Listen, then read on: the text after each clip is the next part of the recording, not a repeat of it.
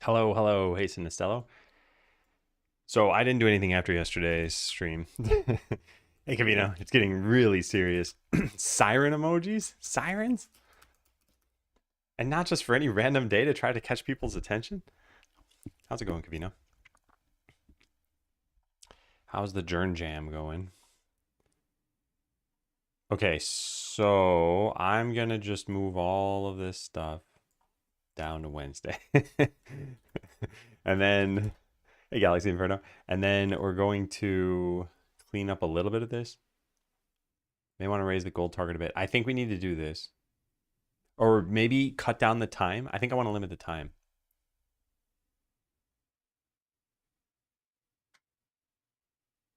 Yeah.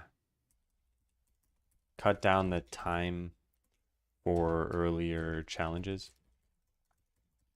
Maybe make it so that gold is whatever I got. Feel like I'm kicking butt and taking names. Nice. Nice, nice, nice. I tuned in at some point. I didn't say anything, but I could have sworn I had. Oh, no, never mind. No, you were playing someone else's game in chat. I was going to comment on something, but it wasn't your game, so never mind. Hey, Chef Alton.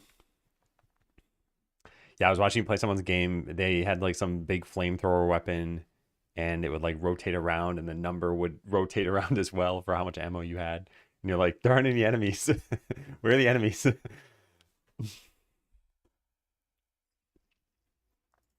This bug has been fixed. Need to increase the difficulty by level 5 especially. Okay, yeah. So cut down the time. Call them out on that. Yeah. Yeah. Viciously. Just tore him asunder. The man will never develop another game again. Real shame that. Okay, so here are the time limits. There's 30 and 45. So the first one being 30 minutes is intentional. It's a tutorial. I'm not going to do anything about that. But then the next one, how does this work? Is it 80%? 0.8F. There it is, yeah. Gold medal multiplier, here it is. So I finished it in this. So if we just divide 18 by 0.8, we get a gold medal time of 23 minutes. I think let's set it to 25 or 26. I don't want to be too crazy. Actually, I don't even know if I want to change it at all. I think I want the tutorial to be the baseline. Yeah, I kind of don't want to change it. Yeah, fine. So then level 1 will still be pretty easy, I guess. And then we'll start changing stuff. So 28 divided by 0.8 is 35 minutes. I think we can make it 35 if we cut down the money goal a little bit. But I also don't want this to be super confusing. And then what do we do after that? Yeah, then it's pretty much the same. I think I like this ramp up.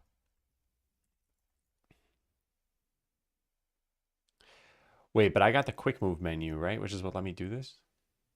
But not here. I got it here. So this might be difficult for people. 35 times 0.8 is 28 minutes. 28 minutes is like exactly how long it took me. Maybe we should increase it a tiny bit. 37 minutes. Oh no, but I also lowered the money goal. That's right. So it's 10% lower, which it's not a linear scale. So it's kind of hard to tell how much this is going to shave off in terms of time. But I think this is probably fair. And then it took me 32 minutes. Kind of surprised about that. So 32 divided by 0.8 would put us at 40. Okay. And then it actually went down a bit. So I think these things can probably still just be 40 minutes. So this is level 0, 1, 2, 3, 4, 5, 6. And I only beat level 6. But I did so in kind of a bad way. So what does that put us at? 44 minutes? What's 40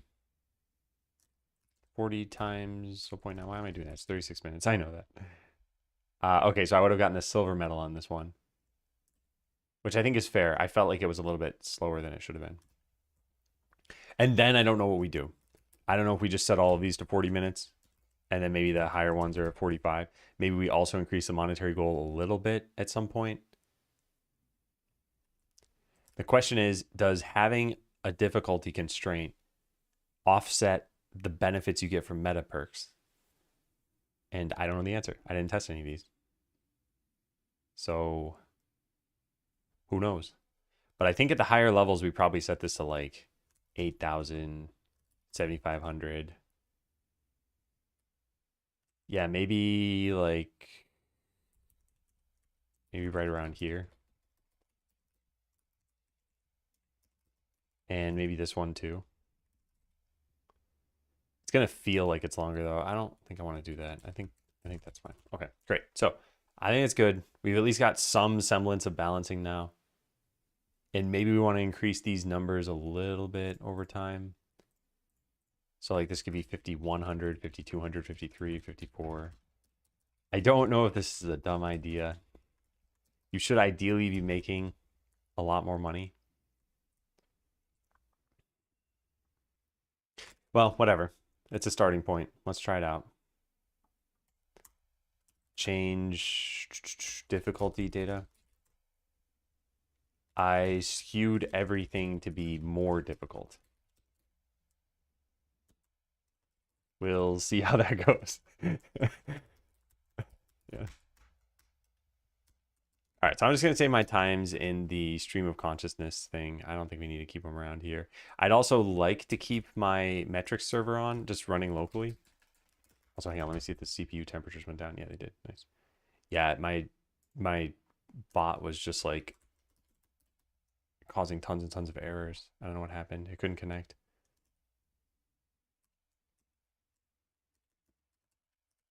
All right, put that there. Make that be today. Cool. Yep. And yep. So add high perk point meta perks for other battle abilities like I did for Quicker Strike. If I were to do this, what would I do it for, I wonder? Like we added one of the most valuable skills, and I don't know why I did that. It was just for testing. I don't know why I kept it, I guess. I guess because I already did the work. Turn this down.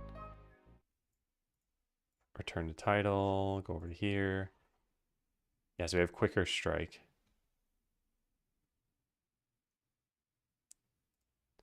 I should probably back up my save file before I do something stupid. So I want to copy this.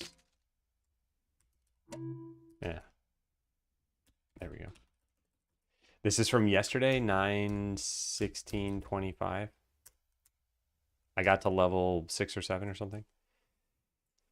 All right, here's what we're going to do. We're going to look through the adventurers. Which ones haven't we covered? We've done Mushy, Rogue, Spirit Caller, Paladin, Golem. So we have not done the Cleric, Archer, Mage, Witch Doctor, and Warrior. I don't know if we should. Yeah, I don't know if we should. Increase damage dealt by poisonous skin.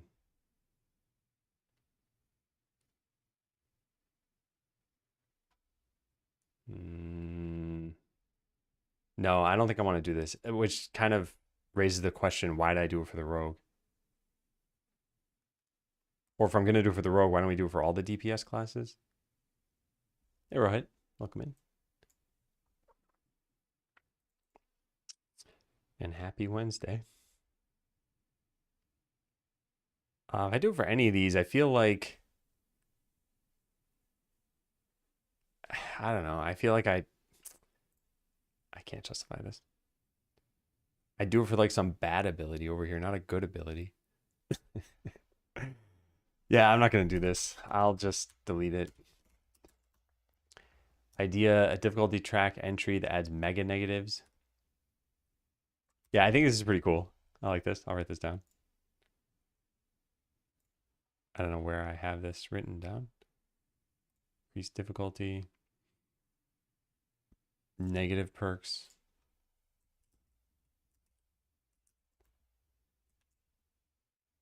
It only adds to the pool. Maybe some are combined so that they shut down multiple systems. Negative twist. Items show up that must be fed to the slime, otherwise it costs you money.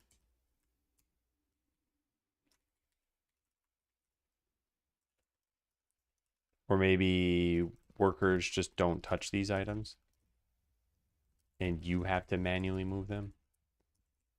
I think, I don't know. Hey, B, how's it going? Hey, how was your vacation? You said you had taken a vacation, right? Each perk you choose does something negative. Yeah, this I don't like. Should probably be able to see the total number of meta perk points you have. Yeah, this we can put into polish somewhere. I'm trying to collect everything up so I can figure out how much more do we have to do. Always has work to be done. The life of a dev is busy. It is true. I feel like there's a lot that goes into game dev. Do take care of yourself. Yeah, I will.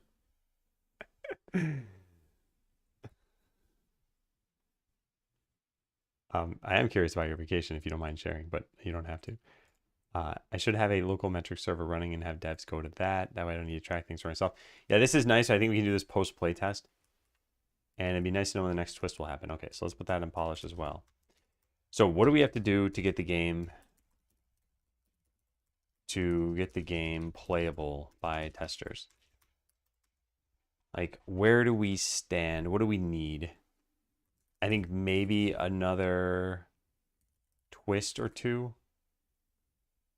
Hey, Lind. What else do we need? I could merge that PR. Oh, wait. Oh, what am I doing? I have a whole list of things. Should I just look through the list? Add cheats. Stop immediately jumping devs into challenge mode. This is nice, but this is not going to affect the playtest. It's going to be like...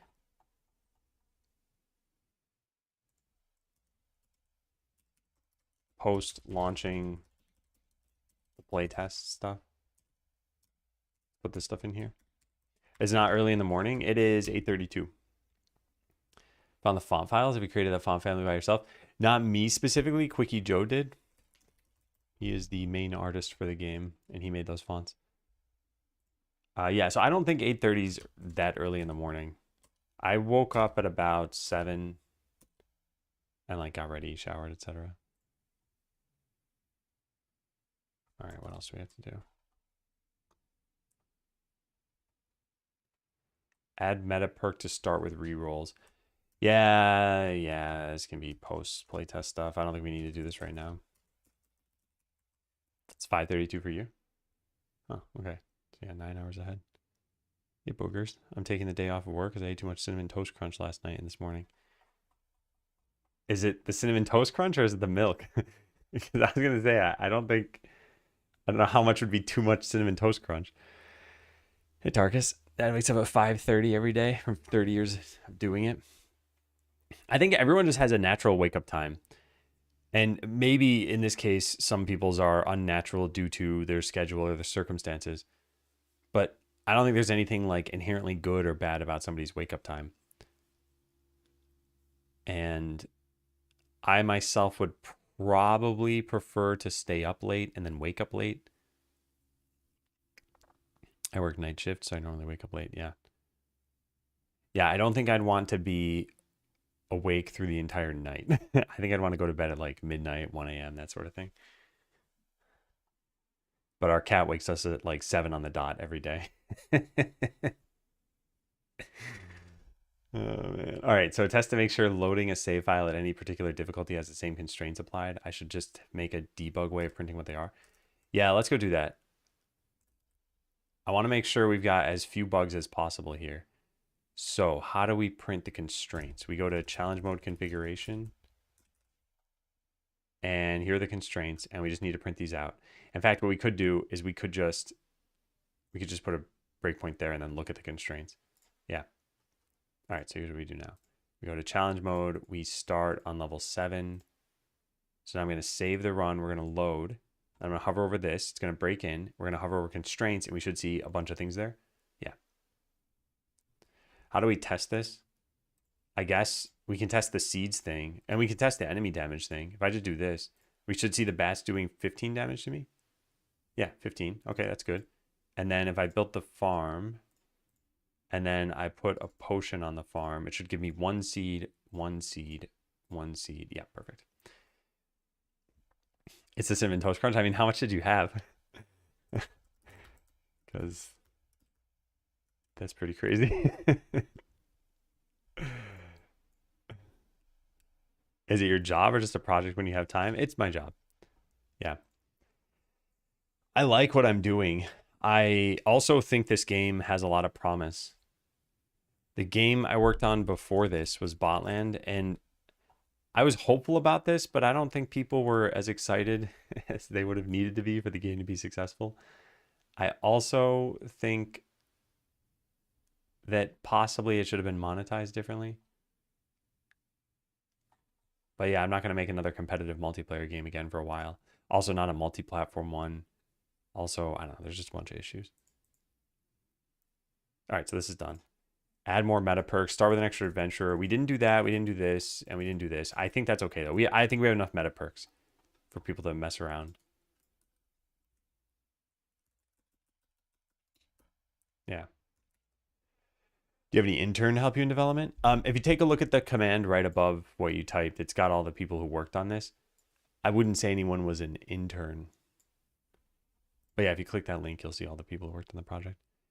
Reminds you of the game you had in school where you learned coding with blocks. Yeah, I think what you're probably talking about is Scratch, maybe. And yeah, the thing that I used for Botland was Blockly, which was heavily inspired by Scratch. 1.5 family size box? What, really? Is this serious?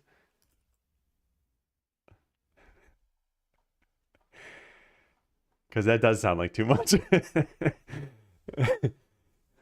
I'm curious now. Nutrition facts, family size. I don't know if I can find the family size ones, but oh, there it is. Yeah. So it says 41 grams serving size is 8 grams of sugar. But how many grams is the box? 532.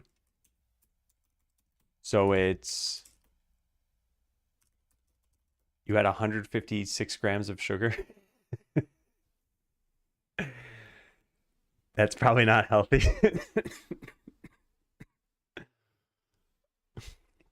How's that? Assuming you had it dry. I think milk has some sugar in it too, right? Oh man. It's only 1.2 milkshakes. Wait, no, that can't be right. How much does a milkshake have in it? Milkshake nutrition facts. I'm just looking up a McDonald's one just to see.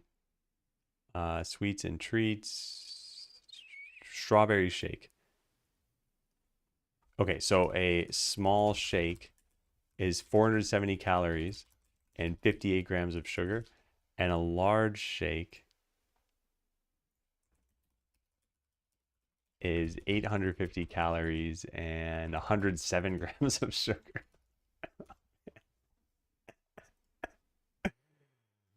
Oh boy. Yeah. Yeah. Well, I think taking the day off of work was the right move for you. Okay, so what I want to do now is fix this problem where when you click perks and press escape, it just closes everything. I think we need the meta perks tree to handle that itself. But I'm not actually certain where the overlay thing handles it. Watch a mentorship series. Are you going to add more videos to that in the future? It's all based, so the series that you saw on YouTube was free for the mentees. Like, I didn't charge any money. I am doing paid mentoring now, and I only have one mentee, and they opted for private sessions. So I won't be uploading these because, I mean, they opted for private sessions. That was the whole agreement that we had. But if someone were to sign up for public sessions, I would put them back on YouTube. I'm not really advertising that I'm doing these sessions, though, and I'm not even certain I really want to take on more mentees right now. I'd like to take a year off work, but my creditor said no. Well, a year off work would be I think this many family size boxes of Cinnamon Toast Crunch. So if you just go eat 548 boxes, I think you'll have a good excuse. Did you go to college to learn coding, or are you self-taught? Really want to learn it myself? I would say that I started self-taught and I got some really bad habits that way. And then I got a degree in computer science and then started working out the bad habits that I had. As an example, I started in a form of like basic programming, and there all the variable names had to be one letter, or maybe it wasn't like the very first language I used, but one of them, yeah, we had one letter variable names. So then when I started coding in C, I was writing things like a equals 5, e equals whatever, an array of something, and g equals 17.2, and I was like, it was just not clear what these variables were. Like, this is what self-teaching will do, is for pretty much anything, by the way. You can get bad habits whatever you're learning, and ideally they're not so bad that you can't work them out. But yeah, without someone to guide you and tell you like, hey, here's why that's not such a great idea, you might just do that for a long time. Sign me up. If you are interested, I think I have a document there. Yeah. And I will tell you the costs are very high. Yeah. So there's a thing with details on it. Feel free to look through it. I'm not good at them. Like, I know the basics of HTML, CSS, nothing special. I think if you want to learn it yourself, I think the things I would say is come up with your goals, or like not come up with, just kind of write down your goals, and then figure out a very small project so that you can carve out a path. So like, let's say your goals were, I don't know, eventually be a game dev professionally. So now your short-term goal might be make a game. So now as a project, I would say come up with a very, very small game. So something like Pong. And I just go make that. And I know this might sound kind of trivial to do, or like I'm trivializing the process or something, but Pong is truly a very small game. And there are a lot of tutorials out there.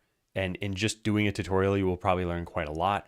And even if you learn nothing, you will have downloaded the program that you use, so whatever game engine, you will have like gone through the process a little bit and built up some muscle memory, and you'll have something that you can then kind of tweak and figure out what you're doing.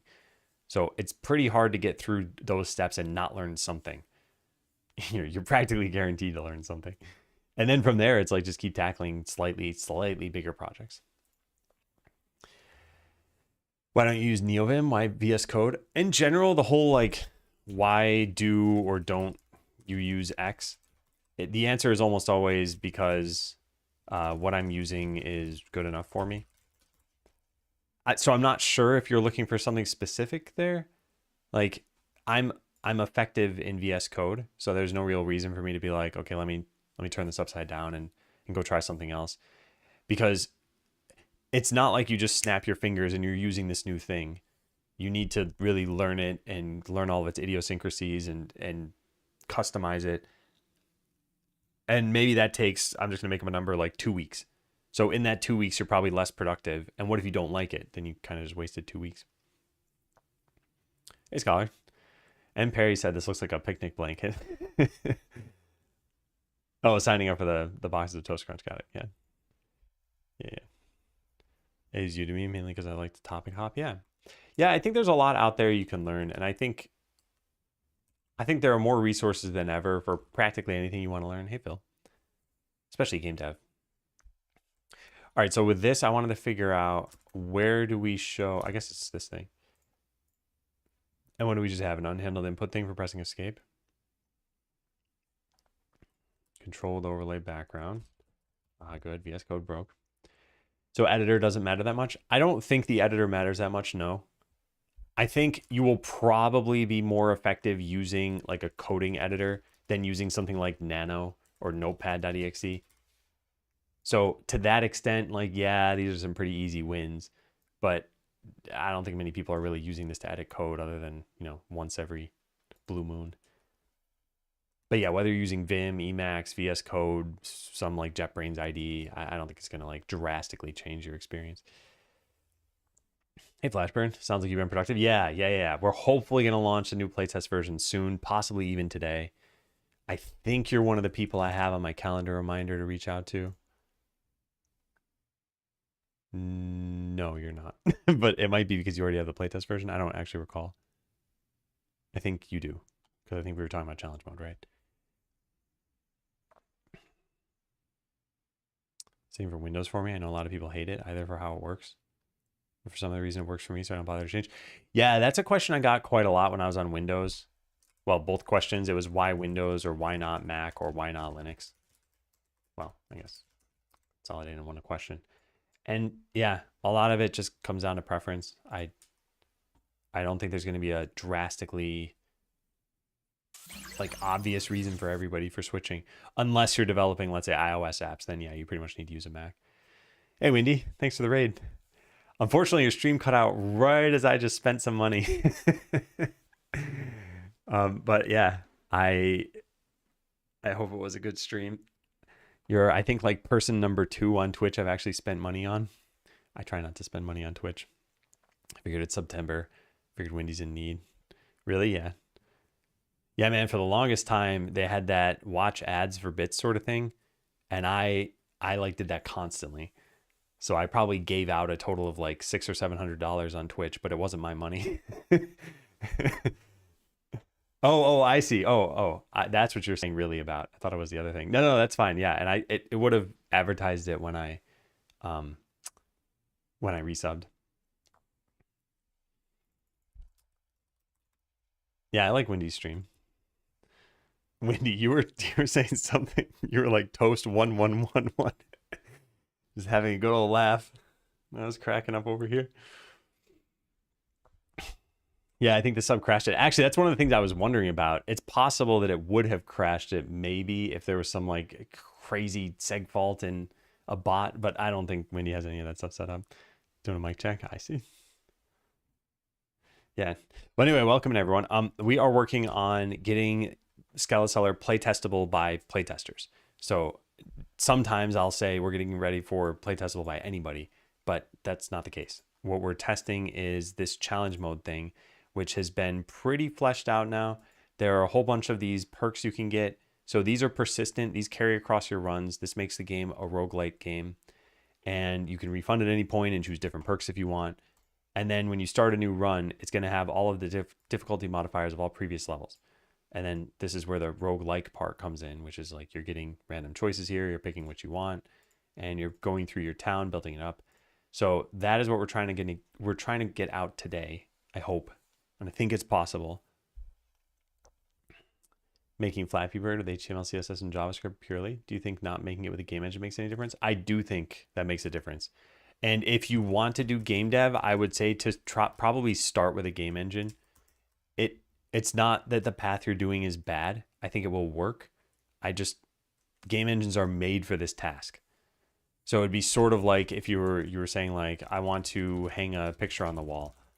And rather than using a hammer and nails, you're like, I'm going to construct my own thing. It's like, you'll learn in the process, but hey, this tool is specifically for hanging a picture on the wall. Well, not specifically for that, but a hammer is specifically for nailing things in, and a nail is for hanging a picture on the wall. Hey, Meridia. Ready to rip my eyes out? Well, take a break. Or maybe try a different language if you want. Is this powered by the feature flags you were showing me yesterday? The just playtesters getting the build? Not quite, no. Steam itself has a feature for playtesting, and there are 2 ways you can do this. You can either do it completely publicly, and you might have seen this before. I think maybe Monster Hunter did it, where they have some like sign up for the playtest.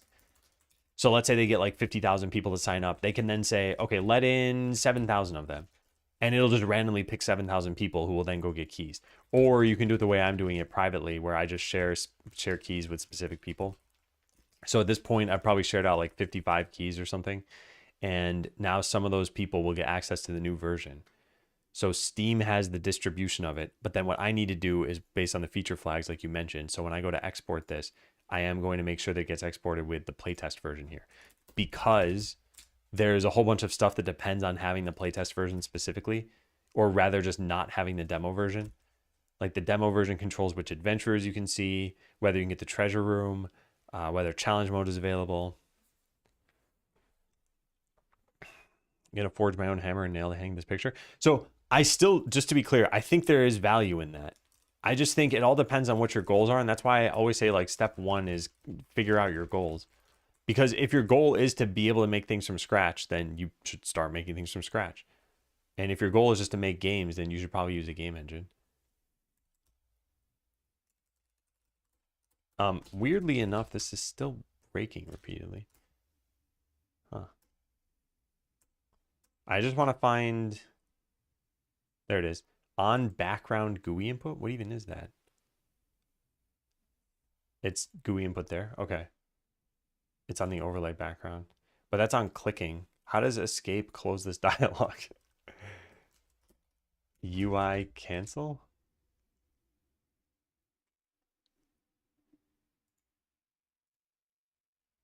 Oh, there it is. Okay, I see. I'm not really totally sure why I put this here. It sounds like this should just be handled in each individual node. Let's try that out.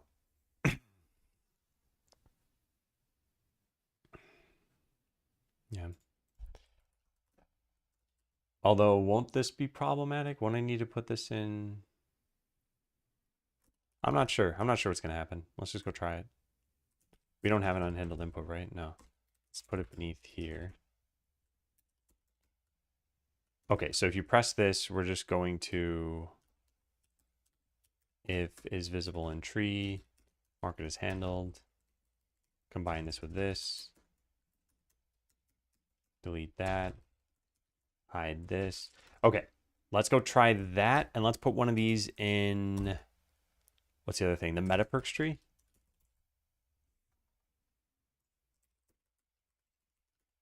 And why is input not found? Whoops.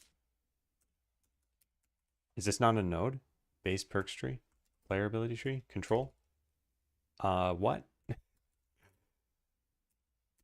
There we go. Okay, let's try that. Yeah, these are little quality of life things that I think are going to be important for people who try this out, so that they don't get stuck in the same scenarios I got stuck in. So here's what we do. We press escape. It should open the settings. Then we click this and press escape. It should close this. Then we click this and then press escape. That's a problem. It just hid all of the skills. I think I'm hiding the wrong thing, but I don't know what that thing is called. Meta perks tab container. Okay, my bad. I put this in the wrong spot. Meta perks tab container. Yeah, let's put this here. And then the final one would be in the credits menu. Although we don't need to do anything special there if we don't want. But if the credits menu has its own script, then I might as well put this there. All right, so back to here. Click this, click this, click this. Press escape again, press escape again. Okay, that's working. And then closing this should work too. Yeah, but does the credits menu have its own script? Credits menu. What is this? Game credits menu. Well, look at that. Easy. Okay, now we go to the title screen, and this will allow us to get rid of this code. There.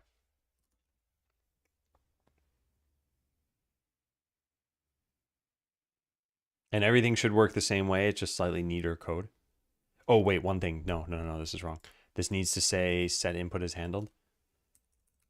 This goes here. Cool. Okay, let's go try it. So I can close this with escape. I can press that. I can get out of that. I can get out of that. Get out of this one. And then get out of these two things. Perfect. Hey, Hagermanauer. Thank you very much for agreeing to try out the playtest. All right, nice. Okay, so fix bug with pressing escape on the title screen. When you had the meta perks open, it would close everything, not just that one dialogue.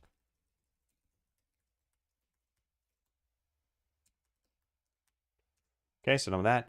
Bug, if you get the meta perk that raises the max level and then start a run, I don't think this is a bug. I don't think this is a bug. I think it's a feature. That sounds like a joke, but I actually do think it's a feature. All right, I should probably fix the bug where it says the bows drop from the waterways while in challenge mode. Yeah, this is confused a lot of people. Because what, we have the same quest data and we have the same stuff here.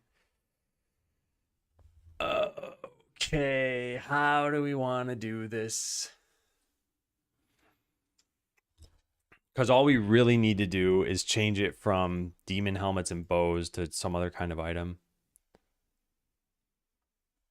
But there are many different ways we can try to do this.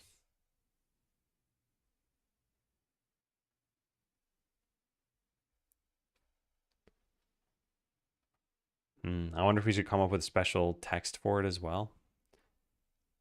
Because you are getting the same skeletons every time. There should probably be some like random generator.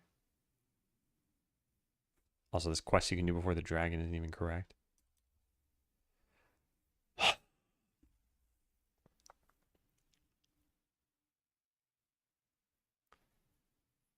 No one's going to read this text.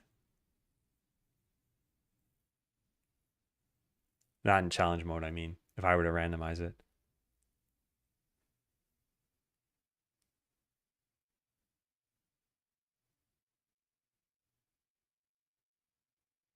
Yeah. Hey, Goose. Good morning. I don't know what to do for this. So in the main game, you do quests to get these workers, and they're specific workers, and they're like humorous backstories. But in challenge mode, you're gonna run like 20 different towns.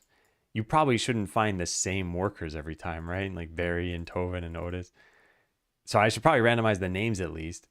But then I also potentially need to randomize the backstories. Or maybe I just have some generic thing. Maybe we just do something like random name wants 12 potions. Yeah, maybe we simplify it. Suddenly rescoping the entire quest. No, just for challenge mode. And I think the random names thing should be pretty simple to do. Because we could just have AI come up with like 50 names and just throw them into an array. I don't even need to type them out. Yeah, I think we should do something like that.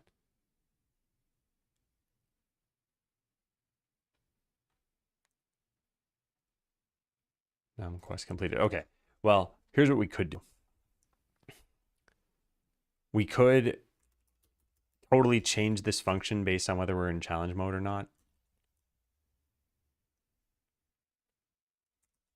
Yeah. So private static quest get next quest in challenge mode.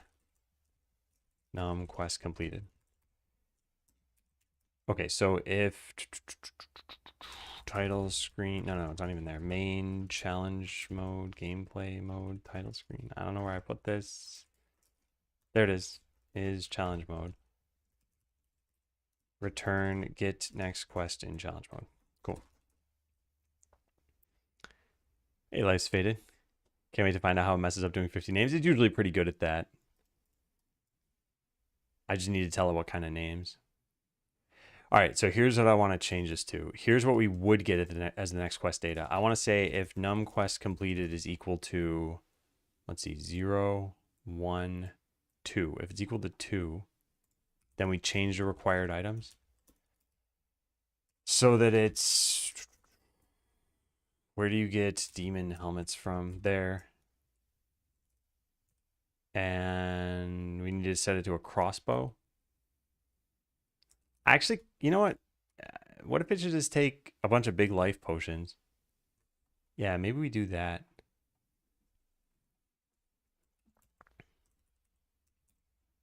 So what are required items? A dictionary of IDs.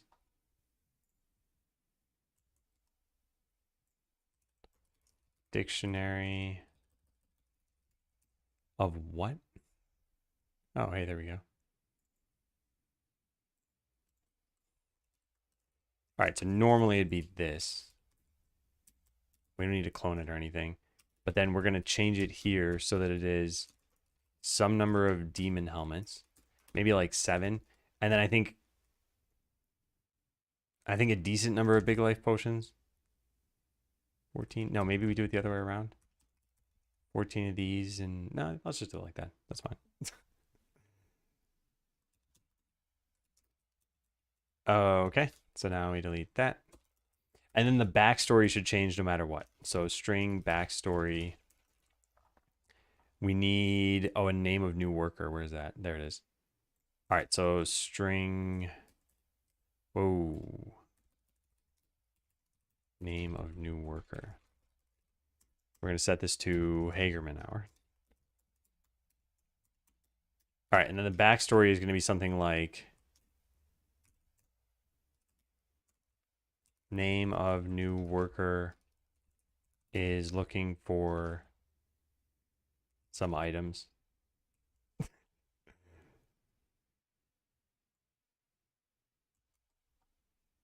And then this. Okay, let's go try it. So then we just need to randomize this and we need to come up with a better string. But I want to make sure that the quest thing is working correctly. So let's go try this out. Hagerman Hour is looking for some items. If you help him find these potions, where's that come from?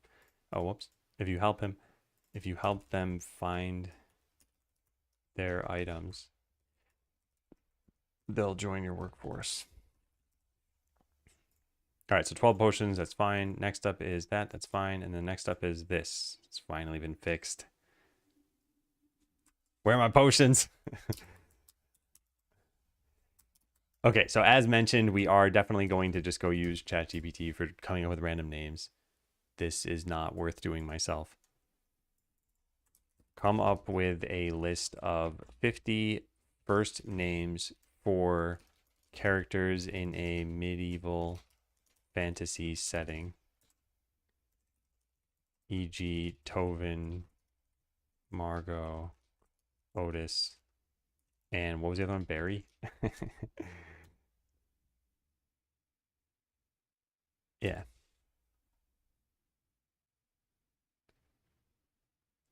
All right. There's our 50 names. Now let's copy them. And then let's delete the new lines and put them all into an array. There we go. I'm going to read them in a second.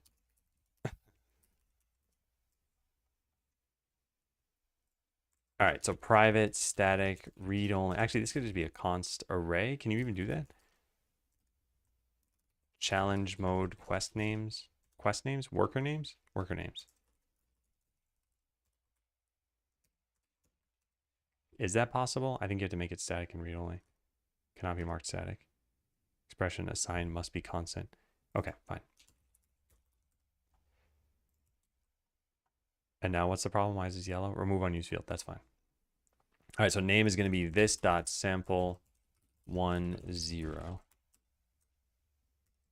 All right, now let's read the names and see if they're decent.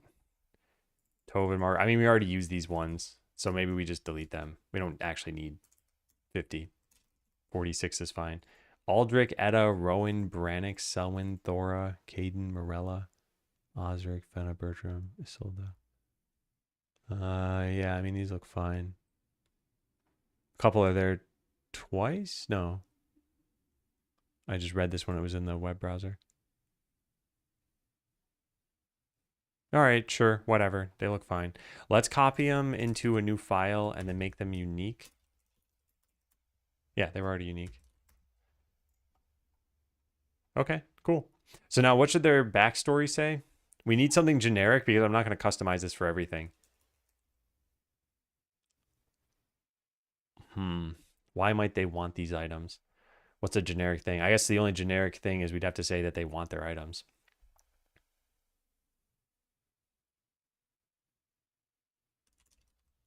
What if we just said like died while trying to find on their own quest?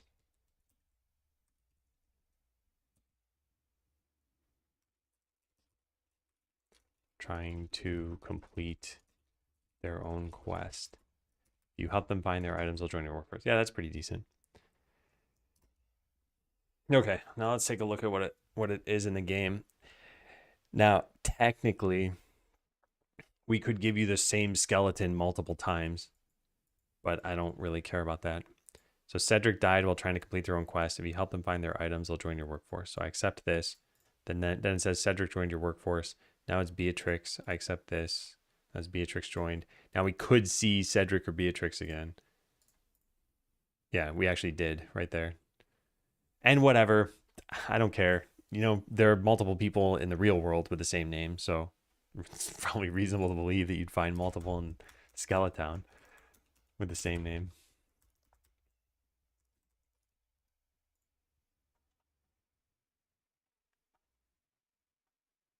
Okay. Change quest for challenge mode. Names are now randomized. The backstory is the same, generic one. And fixed a bug where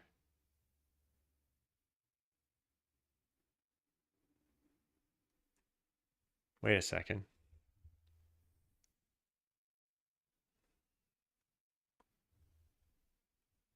I didn't fix a bug. I just required a different item.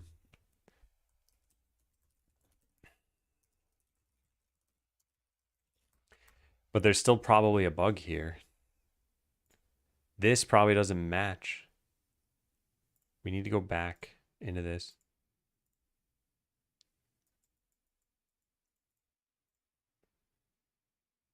That's correct. This might be correct. Why did... Hang on a second, I'm confused. What would you say is the hardest coding job you did? Was it game dev or something at Google?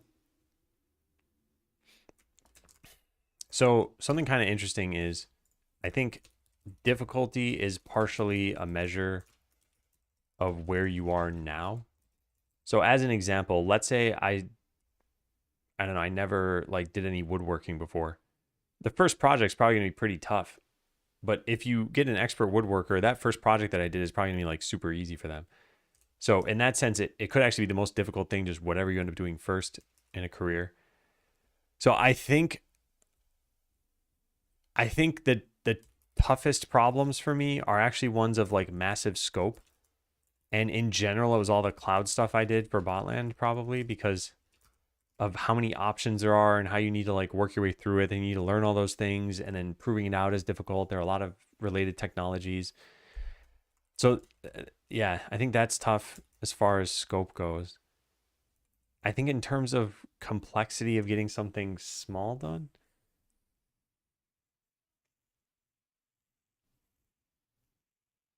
one of the original Botlands, I tried to write my own like a fake coding language that could be done through UI. And I was trying to get debugging working for it, and that was really difficult. I don't even think I was successful. But yeah, I think this kind of fits into like compilers, language design. It's not exact. I wasn't writing a compiler, but it fits into that stuff. I think these things can be very difficult. Let them go off adventuring on their own. You're reunited later under our one skeleton lord. That's right. Must have been a tough problem he's in trouble with. I don't think coding is the difficult thing at a big company a lot of the time. I think some of the tougher things are like project management, working with tons of people, I don't know, communicating across like org structures. Just kind of fits into the working with a ton of people. It's not that the coding itself is super easy. It's just, it's not like the most complex thing.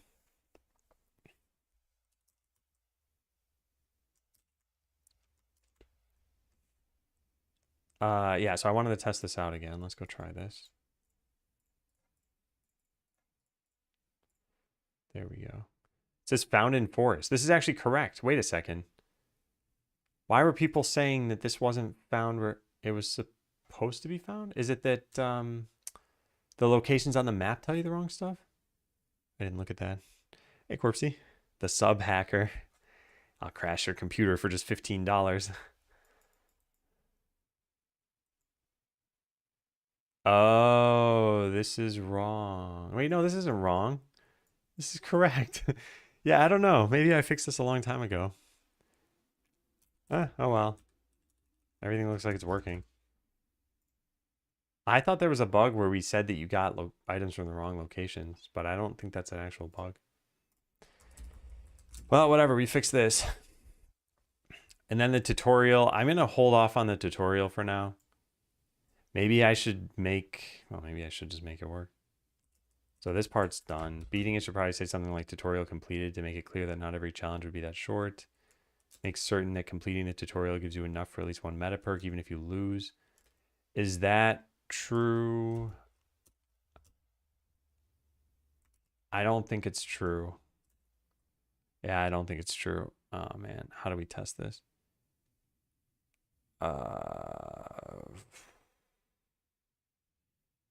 No, we don't need to test anything. I already know. We do 120 plus difficulty times, yeah, this.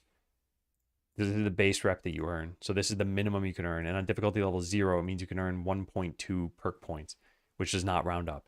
So you get 1 perk point and nothing costs 1 point. But what if you get the silver medal?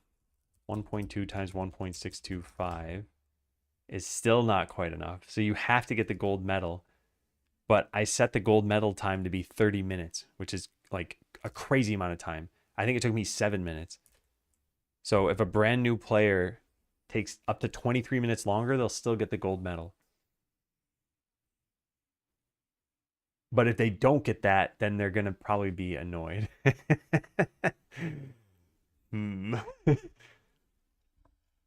Hey, Coldfire, it's going well. How are you doing so far? Streamer homepage looks really good. Did you make it yourself or is it public? This thing? I technically made both this myself and the tool to make this myself. And you can make your own using that tool too. So if you just go to this and you're like, okay, I want whatever, YouTube on my homepage. And then imagine I typed out the URL here. I'm just going to type a bunch of A's. Then like, cool, there's my homepage and I can change the color of this. Where's the background color here? So we can make it an obnoxious red and make the links white. Yeah. And then just click save and download and just set it as your homepage. But yeah, I think this is very, very, very useful. And I've been using some incarnation of this for probably almost 20 years now at this point. And it's got keyboard shortcuts too. So yeah, pretty much no matter where I am, if I'm like, okay, I want to go to Chrome, open a new tab, go to my homepage, go to my Skeleseller GitHub repo, and then start typing in like a file name here. It's all super fast. But yeah, welcome to the stream, HJ. All right, so do we do anything about this? Do we say the tutorial has to give you a certain amount of rep? Probably not. We just make it very generous. Yeah, I don't think we should do anything about this.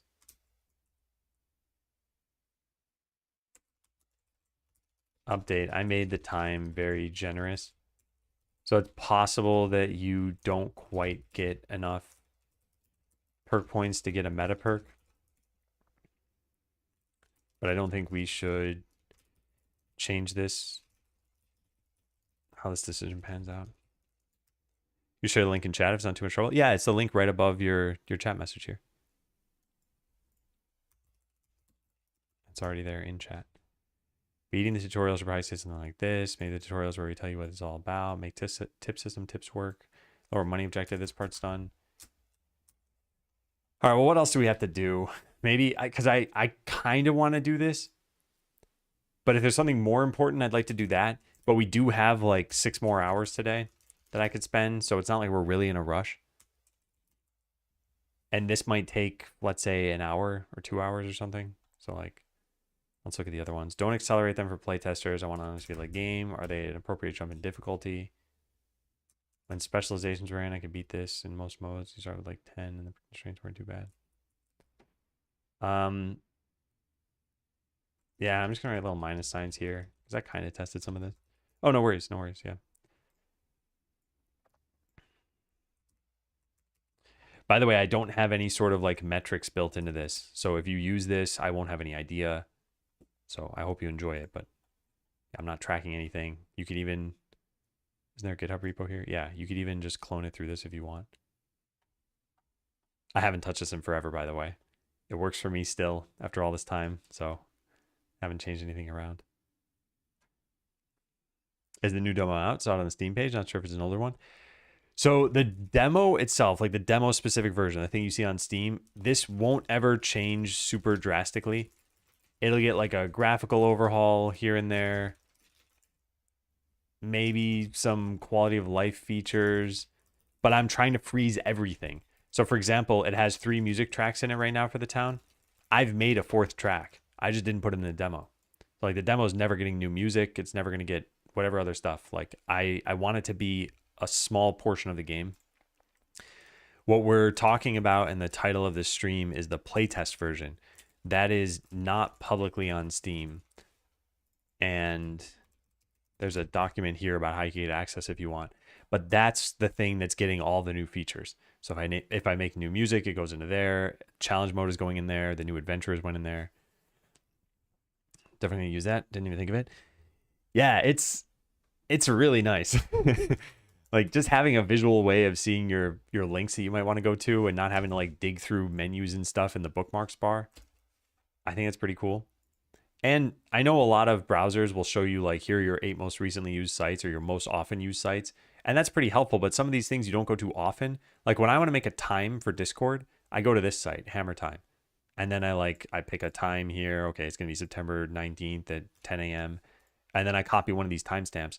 It's like, I don't use this all the time. It's maybe once every 2 weeks or once a month or something. But when I want it, I want to just be right there.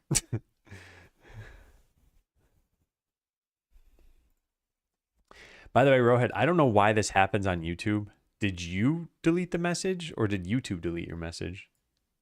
Because I've seen that happen before, and I don't know if it was the kind of thing where like the person's aware that it happened or not.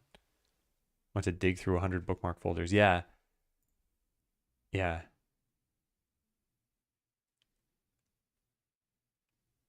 I'm trying to think if there's anything else I had here. Yeah, occasionally I would say just go through and like prune some of the ones you don't use anymore. It's like I should probably remove Firebase from here. And actually even Adam Learns. I don't go to either of these. But that's where if I did have local metrics, it'd be nice to have a button you could click that would be like flame chart or something or heat map. And you could see which ones are you actually clicking. Gonna make one too. Nice, yeah. Okay, so tutorial, what is this? Standalone challenges. Yeah, I think we should do this at some point. Add standalone challenges for challenge mode. All right, so copy as markdown. Oh, that didn't work. Copy markdown. Wait, why I typed copy as markdown? Why did that? Huh, maybe I made a typo. The other specializations I had come up with a while ago could be good candidates.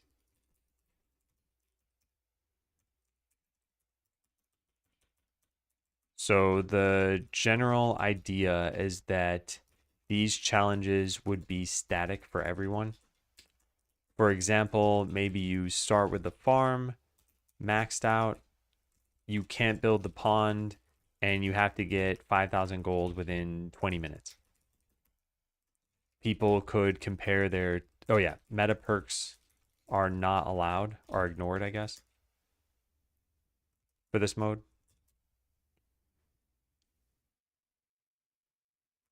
Which may mean that we need to surface this through different UI so that the player isn't confused about how they work. Is it an open source game? No, it's not open source. I think there's a, where'd I put this? I thought Skell was a command. I guess not. All right, let's alias it. All right, there we go. Yeah, there's a little FAQ here, and you don't need to read this. But one of the questions is, where's the code? And yeah, it's closed source. I'm going to say probably around 15 Q5 2025. It actually is. All right, cool. Do you write on Medium? Sharing what you know in the form of small articles would be nice. No, I don't tend to do that. A lot of people who have questions or want to ask me something, they tend to just ask right through the stream. And then anything I did want to take notes on, I share on notes at adamlearns.com. This isn't meant to be like a, read from top to bottom kind of thing. And a lot of these are out of date. So it's kind of just wherever I'm spending my focus. And lately it's been on the Godot stuff. So like these Godot notes are very comprehensive at this point. Will they help you? Will they help somebody else? Probably not. Not too much at least. Like still some of it's out of date. I don't really keep them up to date unless I go through and modify something here. But I have a lot of knowledge in this place. And I'm sure this is going to help me in the future. If I make another game and I'm like, wait, I know I came across this problem. How do I fix this? I'm going to look through these notes for sure. Pickle. He's not going to open source it. I'll open source it. Guys, this is for challenge mode. This isn't really a milestone. I guess I'll put it in the milestone here. All right, what else do we have? So delete that, Work for later, minus and plus buttons, may want a tree, maybe make the new CM dialog into a tab container, revamp how costs work all together, check for leaks.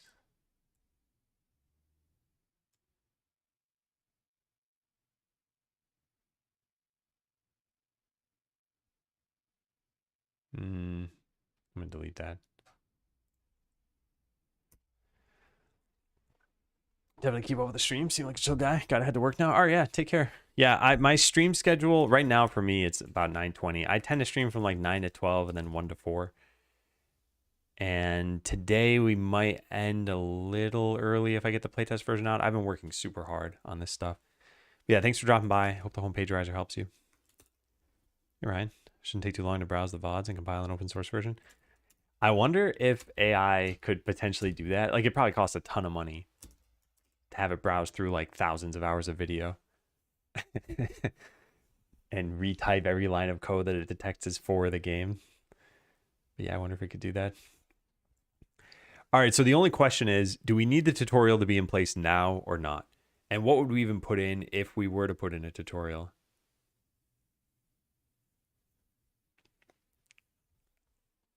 I think I want like a welcome to challenge mode.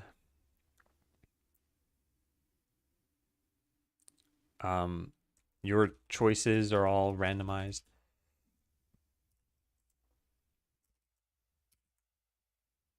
Or welcome to the, I don't know. Yeah, I don't know what I want to say. I think I wrote something about this in here though.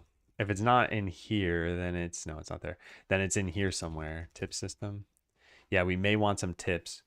We need those to only show for the very first time you ever play. Yeah, in the tutorial. Ideally, the UI is straightforward enough that we don't need tips. Maybe we should cover the big changes, a timer, a money goal, perks or random choices. Tell people they can move items. Oh, that's not even true anymore. Some things that may have been tips should maybe be in a what's this mode kind of thing on the main screen. Maybe we just have a beginner intro that doesn't have a timer and something people have to... All right, well, I clearly don't have anything super concrete here. But I do think this might be worthwhile to do.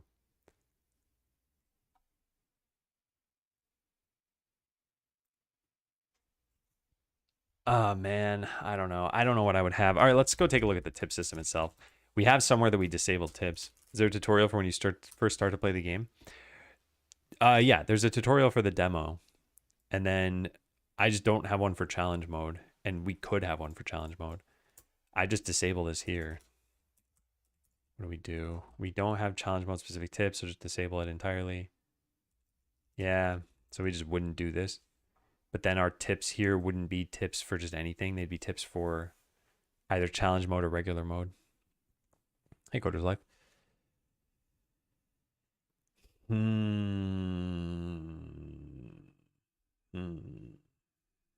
right, where do we access this? I see. So we could just wrap this in a getter that returns a correct dictionary based on which mode you're in.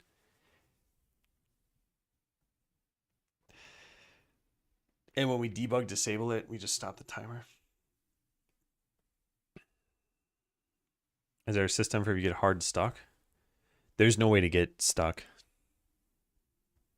So yeah, there's no need for that. Unless you mean like they can't find a button or something. But that's not getting hard stuck. That's just getting stuck. Yeah. By the way, these sorts of questions, I do think people who ask these should just try out the demo. Like it is there on Steam. It's on Mac, Windows, and Linux. And it'll answer quite a lot of your kind of meta questions you might have about this. So yeah, I highly recommend trying it out. And it's fun. I mean, it should be fun.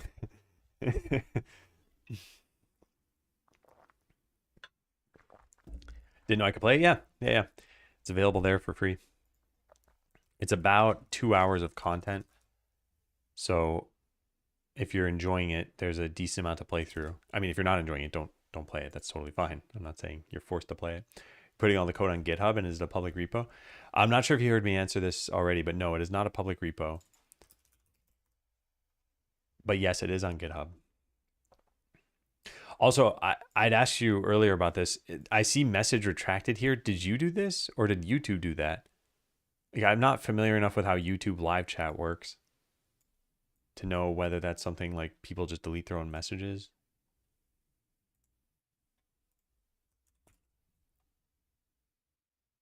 Anyway, what tips would I even show in here? Because I'm not going to resurrect this thing if there's no reason. I think telling you about the money goal is important and telling you about the random choices. But I think it's just going to be a lot of text. And I wonder if doing it through the tip system is actually important. Because this is the only stuff that has changes, right? Yeah, pretty much everything that's in the town menu is all we need to teach you about.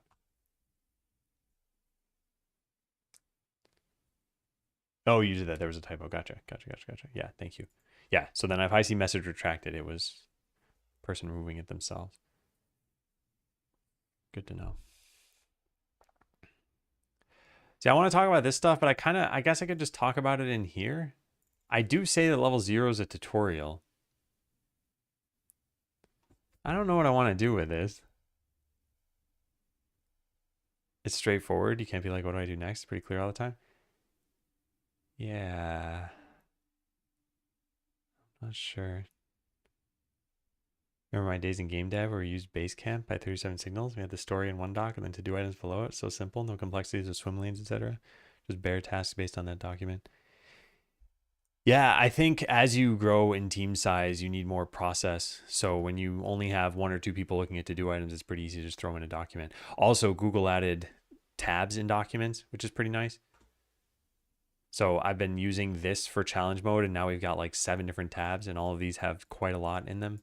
This is not a public document, but I find this really nice for design documents.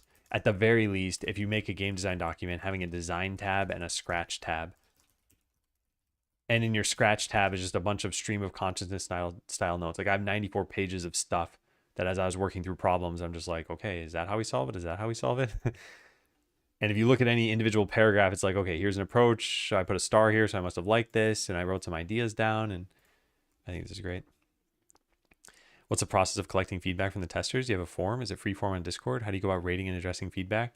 So up until now, it's been just Discord channels, and they're only accessible by playtesters.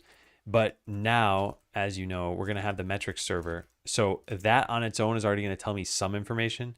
Whereas right now, I don't even know really how long did people play for. But Steam tells me the average time and the median time, but you don't know if someone was actually playing the game. You could just start the game up and then walk away from your computer, and it's going to show the average time rising. So this you can't lie about. If you beat a challenge mode run, it will upload it to the metrics server, and then I will know that you beat that challenge mode run. I won't know that it's you, but I'll at least know that somebody did this. And that means that people are playing. So if I see that, oh, hey, the same person is beating like 7 runs in a row and they're whatever playing for 6 hours, I'll be like, huh, they're probably finding the game fun. Like that's not a thing I even need to really ask for feedback necessarily. And then people will still share, hopefully. Is it a tutorial for the game or for the challenge mode? If it's for challenge mode, maybe mention it's for challenge mode. Might be obvious to some, not to others. Oh, it'll definitely be obvious because you don't even have challenge mode until you've beaten story mode. And then once you're in challenge mode, the tutorial shows for just challenge mode. So I think I'm not even certain we need to say it's the tutorial. I think we can just probably put information here maybe. I'm not certain though.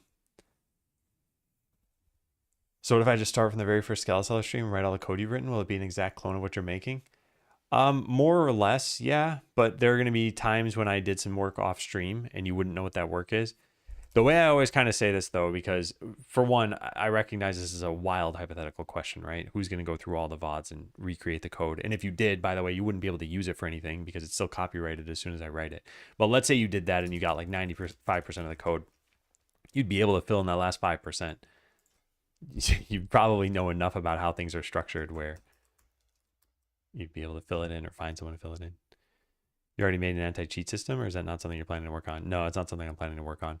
The save files are just plain text, and they're very easy to modify, and I don't mind if people modify them. So if you look at this structure and you just search for money, and you just change your money to like 500,000, and then I go load my game, I now have 500,000 gold. So yeah, this is not a concern of mine.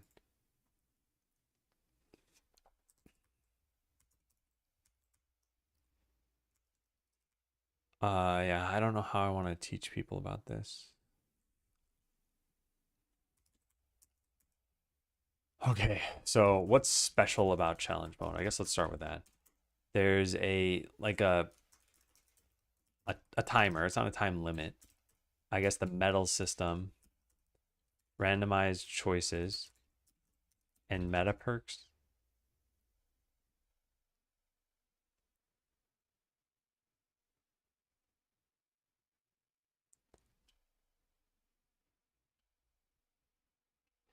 So we could just have a message like, welcome to challenge mode. Oh man, I don't know. I wonder if there should be a cutscene in level 0.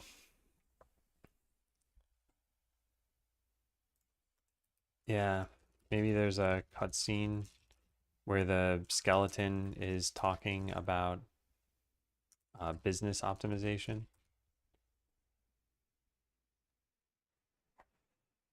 Have you ever thought about becoming a coding teacher one day? No, I like the intersection of me being productive and being able to answer questions in stream. I think my issue with if I were to ever become a teacher is like, one, I only want to work with good students, and teachers have to work with pretty much all students. Two, I feel like I wouldn't be pursuing my passion. I like teaching, but I don't like teaching as a full-time thing. It's like a here and there kind of thing. And what else? Yeah, I think that's kind of it.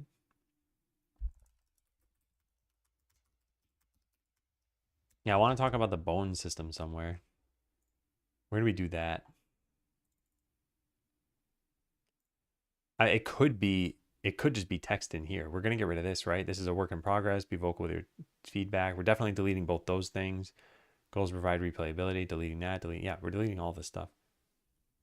So we could just replace this with a bulleted list that says what this is all about. And then I guess what's the point of this being the tutorial? And should we start you with being able to do level 1 directly?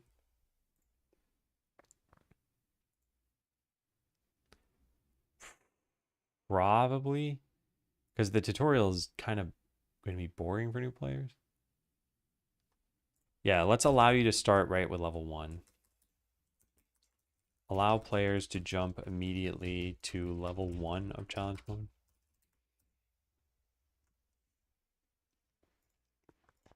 I still need to answer this question though. What does this mean? Level 0 is the tutorial. This implies we need to teach you something. Just don't have anything to teach them. Unless we do it through tips.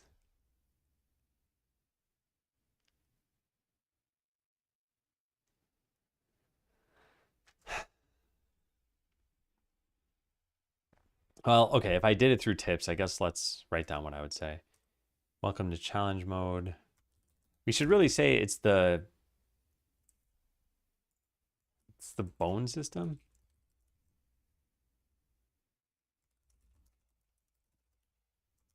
business optimization via new expansions. Now that you've sold an antidote, we will test your ability to rapidly expand your business and reach monetary goals. Something like that.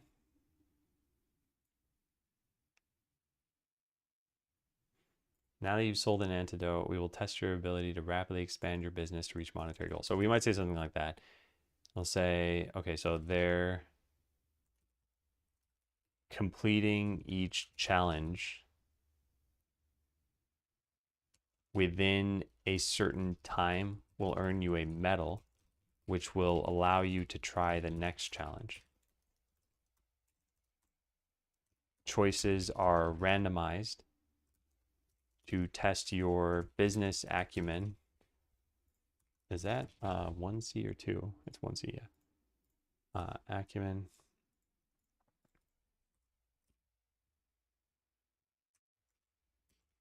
And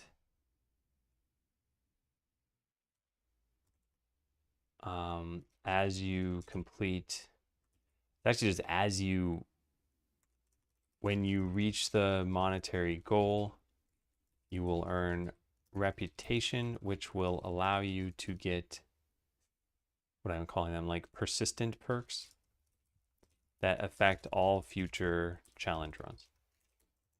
Okay, so this is what I would say. So it's worth saying this.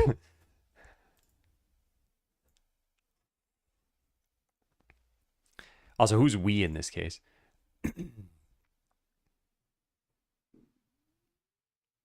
Maybe this should all be from the point of view of the skeleton.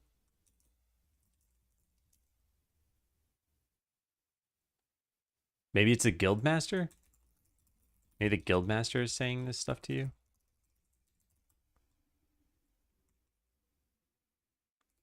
Test your ability to rapidly expand your business to reach monetary goals. Completing each challenge within a certain time limit will earn you a medal, which will allow you to try the next challenge. Choices are randomized.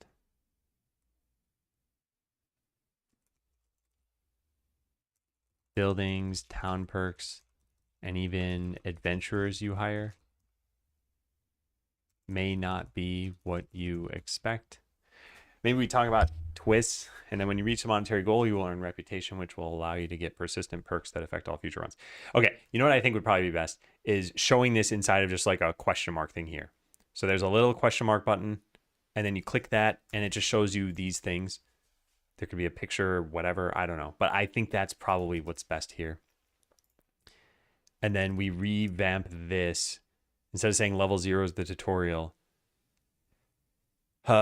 we say like level 0 is supposed to be very easy just to learn how this mode works. Level 0 is the, yeah, here. Maybe we say like level 0 is intentionally very easy. So maybe like intended for new players.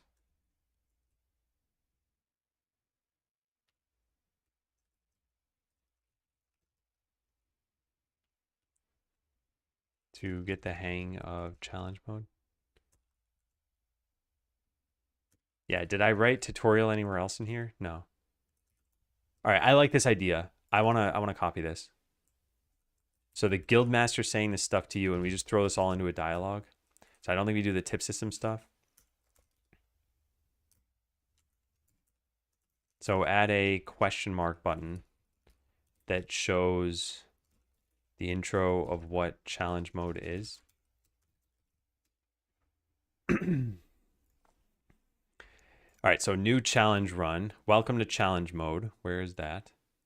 Oh, it's all in a label. I don't think we can put a button in the middle of a label. But I could just put the button at the end of this and have it be an HBox container and then put the rest of it down here. This text is just for playtesters, all 4 of these bullet points. So, oh no, maybe we could just put it here, challenge mode, and then a question mark thing. Where is that? Where's that indeed? Why can't I find that?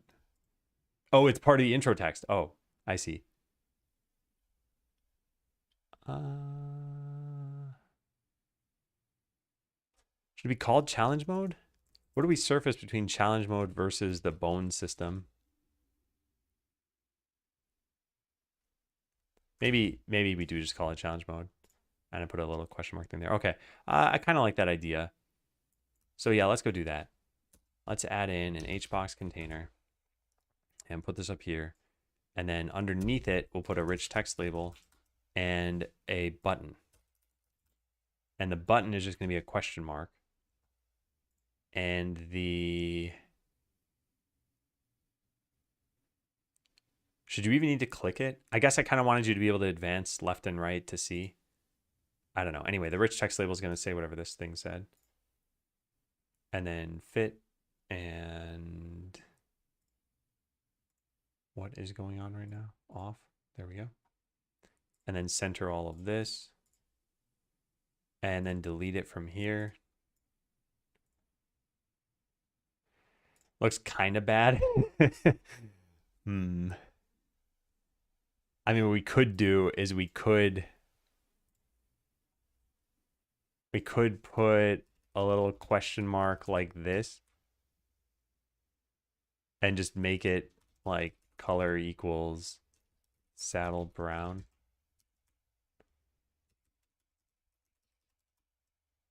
How did I mess that up? Oh, I see. Too hard to read those. Oh my God, I'm still messing this up because I can't read. That should be a slash color.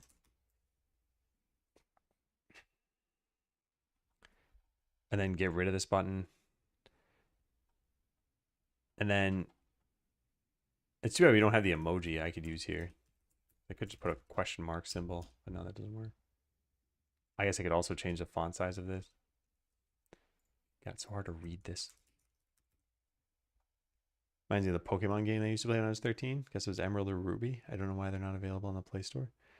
Yeah, I don't think Nintendo has published any... I guess it's technically Game Freak that owns it, but I don't think they've published any of their like old games in just a one-to-one way. Nintendo made a bunch of games in certain franchises like Mario and Mario Kart and Animal Crossing, but they're different games. So you would need probably an emulator or something, or to just go get the original hardware.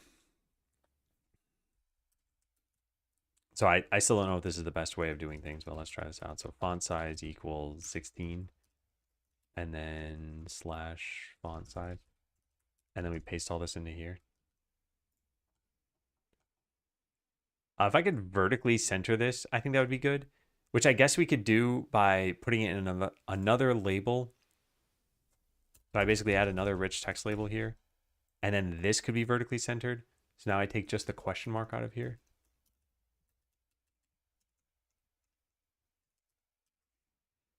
So we put that there, and then do that and that and that.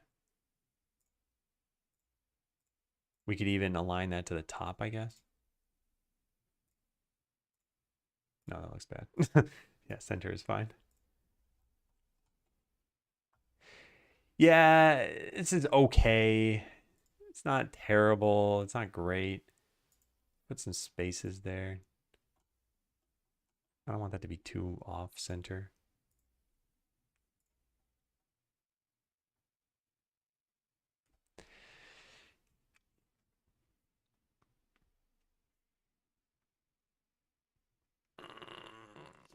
I'm not sure. I don't know how obvious it's going to be.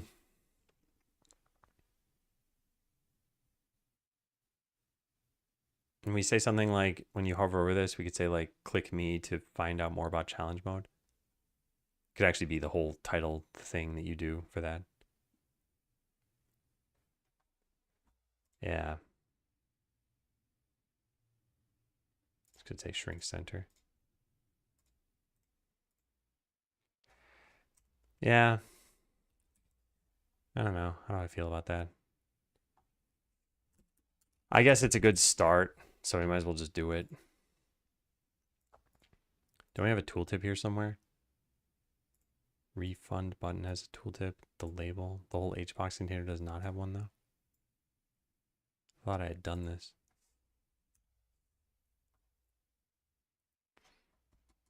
So have a pop-up when you start a run with a message.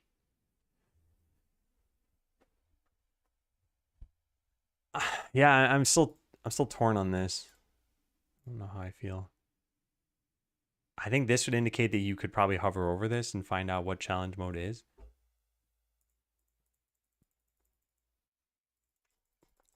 Alternatively, I guess we could put it in here. Level 0 is intended for new players to get the hang of challenge mode. Still in reputation, so give it a shot. Or maybe we put this special UI.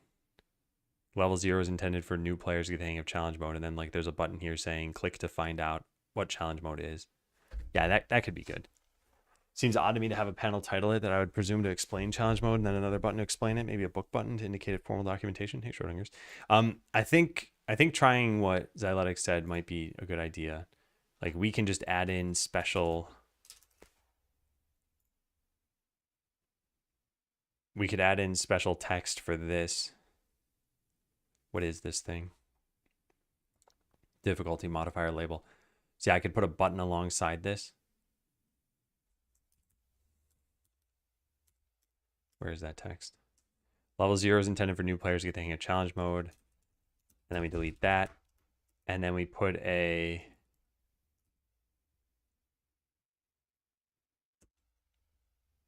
I mean, I could make a link within the text and then detect when you click the link and switch to the intro thing.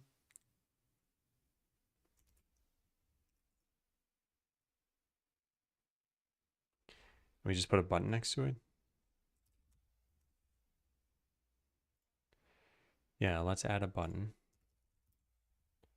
I'm gonna put this next to this. Find out more about challenge mode.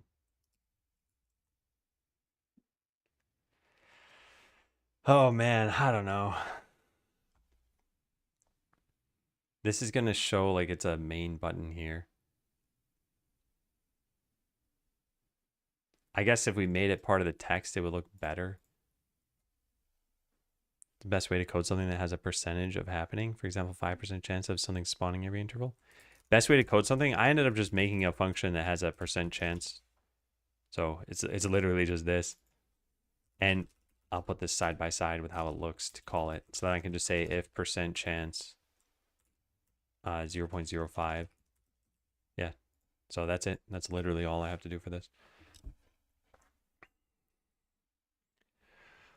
I don't really think there's any other way of, well, I guess it depends on if it should be evenly distributed or not. If you want something to happen 5% of the time, you could say every 20th time it happens. That's technically 5% of the time, but it's a very specific 5% of the time.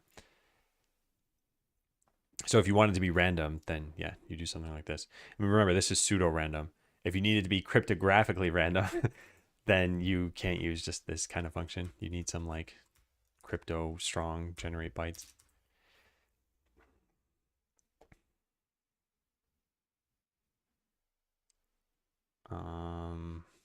Yeah, I'm still torn on this. I guess it's a question of like, when do we show you this stuff? Or what if we just always showed it up here and it wasn't dialogue. It wasn't like welcome to the bone system.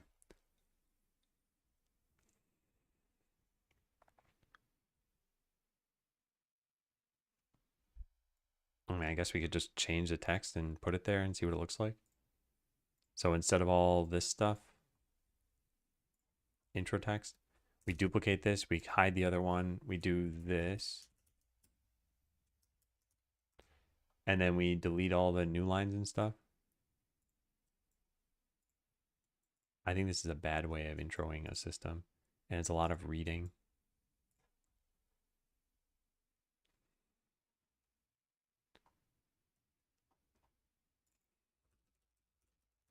Where we will test your ability to rapidly expand your business to reach monetary goals. Completing each challenge within a certain time will earn you a medal. Choices are randomized. When you reach a monetary goal, you will earn reputation. Honestly, that's not bad. We just delete the double welcome.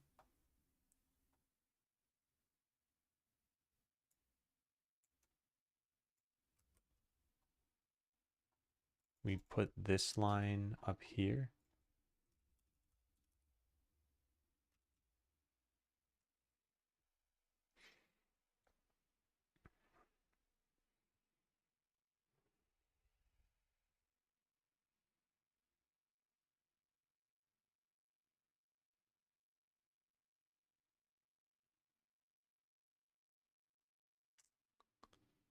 Choices are randomized to test your business acumen. Buildings, town perks, and even adventures you hire may not be what you expect. Reach the monetary goal. You learn reputation, which will allow you to get persistent perks that affect all future challenge runs.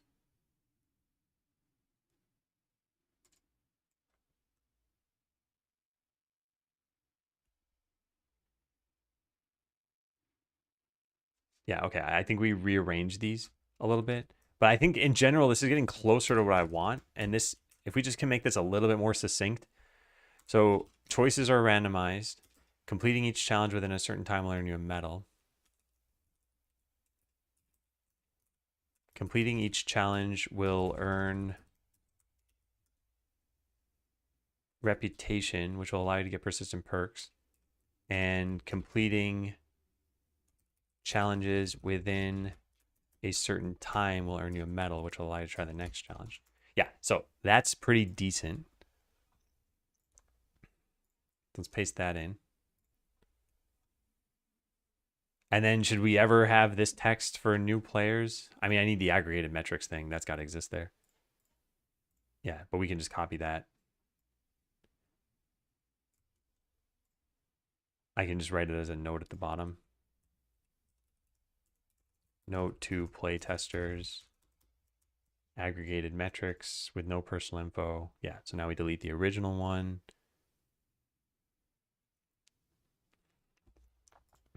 We could even make this look slightly better. Where is that? Yeah, this could be a lower font size.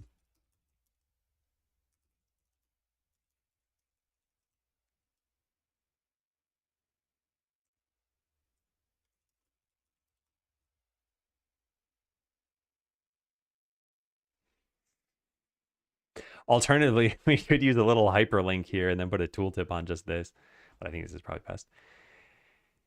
All right, so let's try that. That looks nice.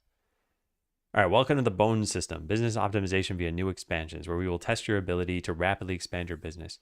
Choices are randomized to test your business acumen. Buildings, town perks, and even adventures you hire may not be what you expect. Completing each challenge will earn reputation, which will allow you to get persistent perks that affect all future challenge runs. Maybe not challenge runs, but challenges. Where is that written down? Why is it so hard to read? Future challenges. And completing challenges within a certain time will earn you a medal, which will allow you to try the next challenge. Which will allow you to increase the difficulty, the next difficulty. Take care, Rohit. Sleep well. Okay, I think this is decent. Yeah, I think this is decent. So let's save this. Let's go take a look at the whole level 0 is blah, blah, blah. Is intended for new players to get the hang of challenge mode. Yeah. Maybe bold randomized.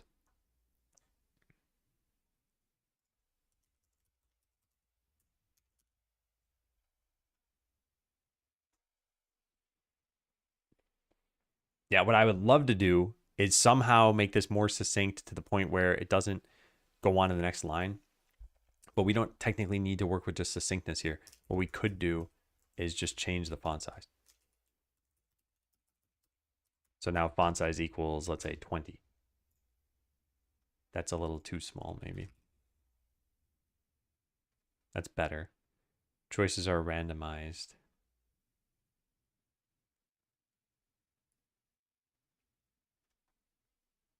Maybe the you hire can be deleted and make that fit on one line. Yeah, I think that's a little bit better.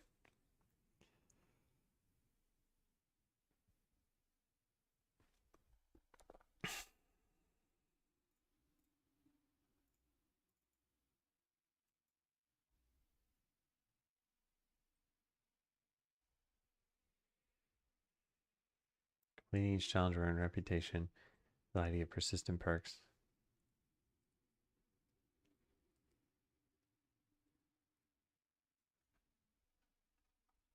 Will earn you a medal, which will unlock the next difficulty level. That's nice. All right, any other little things we can do here to make this more succinct? Because any little bit we can remove would help. So, yeah, we could drop that. I did not write battle perks. I didn't actually explain how leveling up works.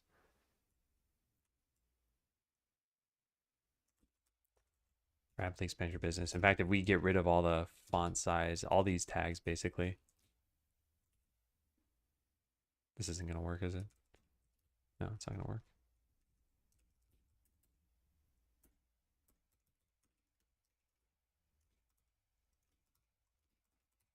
I wanted a way to read this in the text editor and not in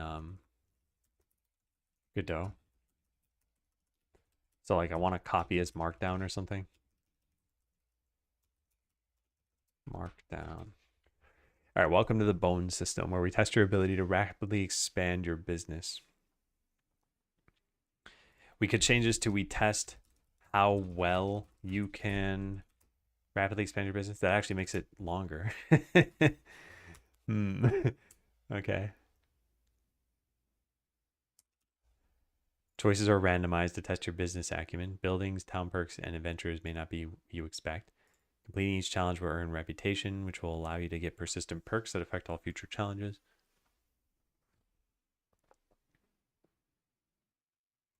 Completing challenges within a certain time.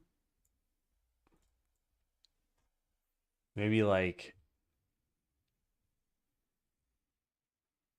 succeeding quickly enough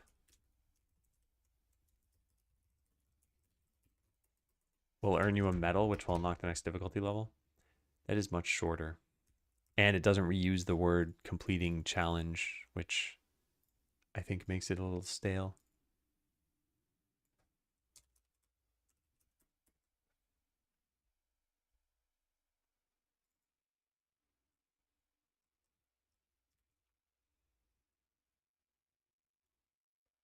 Yeah, the will allow. Let's say which allows you to get persistent perks.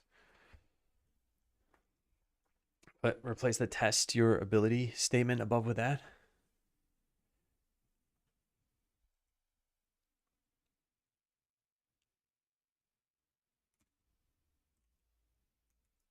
Yeah, I like.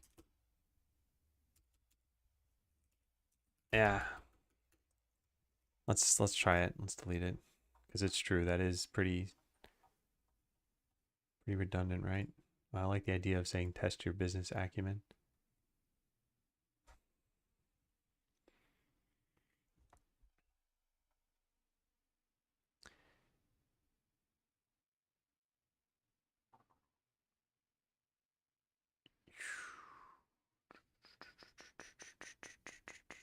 Maybe we just say test your business acumen.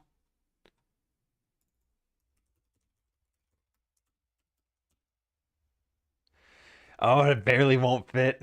We need like font size 21. There we go.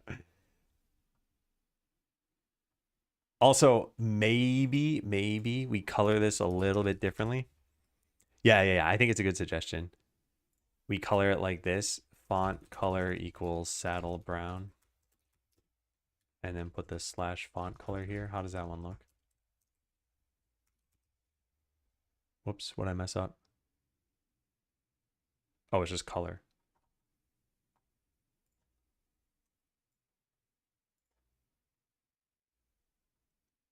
Yeah, that's nice. Welcome to the Bone system, where we test your business acumen. Choices are randomized. Buildings, town perks, and even adventures may not be what you expect. Completing each challenge will earn reputation, which allows you to get persistent perks that affect all future challenges. Succeeding quickly enough will earn you a medal, which unlocks the next difficulty level. This is looking good. All right, there. That's all I think we really need. Now the problem is I butchered all the labels over here in doing this. So we gotta put this back to how it was. So there can just be intro text. There doesn't need to be intro text 2 anymore. So let's delete that. Let's put this there. Let's put this at the top. Delete all of that.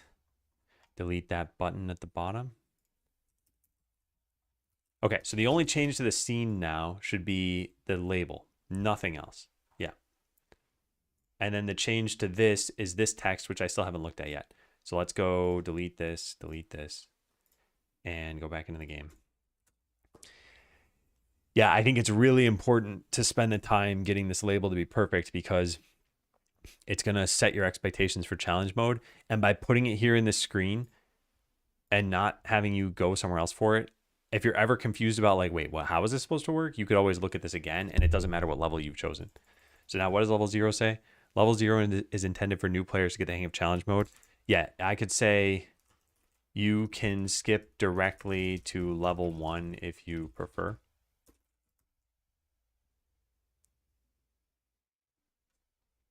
Yeah. And then level 1 says, which will start introducing difficulty modifiers. Yeah, something like that. I think we can be a little bit more verbose with the text here because this only shows for level 0. And then we need to unlock level 1 by default. Let's close out of all these tabs that I have open. And wow, there were quite a lot. And then where do we do this? Challenge mode progress. I think we have highest difficulty level unlocked. Yeah, we just set this to 1 by default. Now I'm going to go delete my file and we're going to restart this. And we should have access to level 1, semicolon. We should have access to level 1.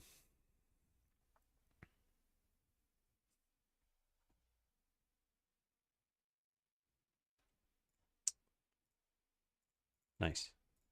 Okay, so level 0 is intended for new players to get the hang of challenge mode. You can skip directly to level 1 if you prefer, which will start introducing difficulty modifiers. All right. Is this Godot? Yeah, this is Godot. Welcome and bite.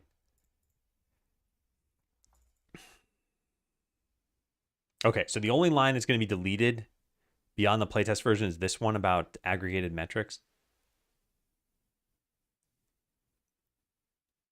Yeah. Only ever use Unity. I like Godot a good amount. I don't really have anything against Unity, I guess I would say. At least not as a game engine. But I just chose to use Godot for this.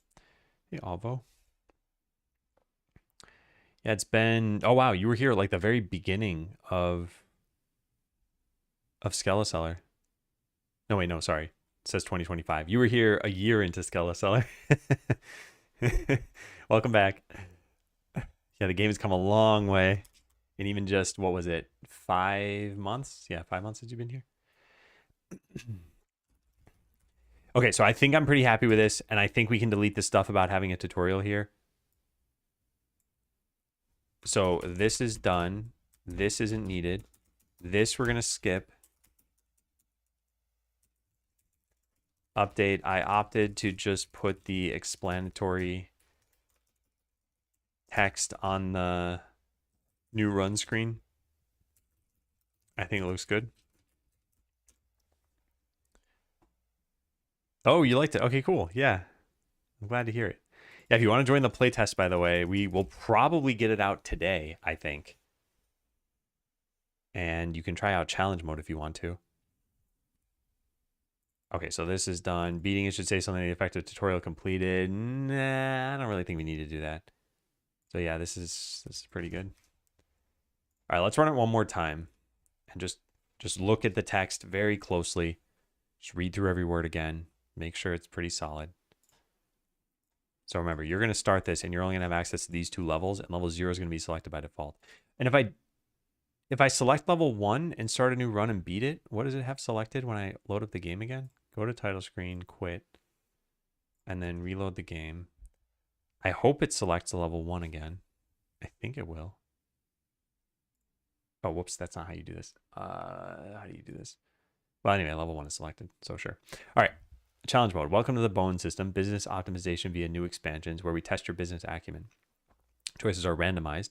Buildings, town perks, and even adventurers may not be what you expect. Didn't we drop the even there? I think I'm okay with this. I don't want to remove every single little word. I like that it's like, oh, hey, you can't even pick your own adventurer. but I could, that is optional. Completing each challenge will earn reputation. Maybe we should say completing challenges earns reputation. Yeah. Where is that? Here. Completing challenges earns reputation, which allows you to get persistent perks that affect all future challenges. Effect. Yeah, sure. I think that's good. And then let's look at the rest of the game still. Succeeding quickly enough will earn you a medal. Now I guess we should say earns you a medal.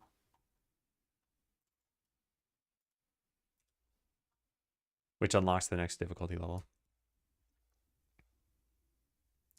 Level 1 plus button looks interactable. It is interactable. I did technically beat it because what I did is I cheated in 10,000 gold, which says business succeeded. So now when I go to the title screen, I can now go to the next level. So that is intentional. That's not a bug. Yeah. All right. Let's try that again though. Let's go look at this one more time. Again, we are making the text slightly better each time. And this is the only real like text dump we have in the game.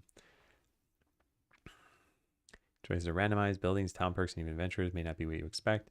Completing challenges earns reputation, which allows you to get persistent perks that affect all future challenges. Succeeding quickly enough earns you a medal.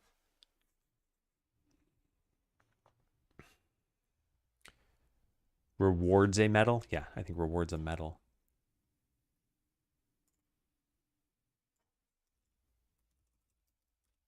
We cut out a syllable by doing that.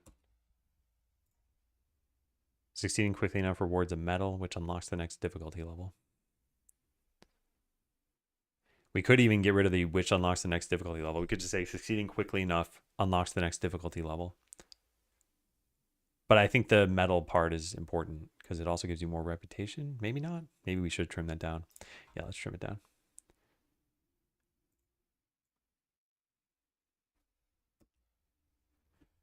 Didn't state battle perks are also randomized if you still want to add that. I don't think so. And I hope it's clear enough how they work, but maybe it won't be. All right, yet again, I have pruned this down. Battle perks technically don't exist in the base game, which is why I didn't think that would be good to say here.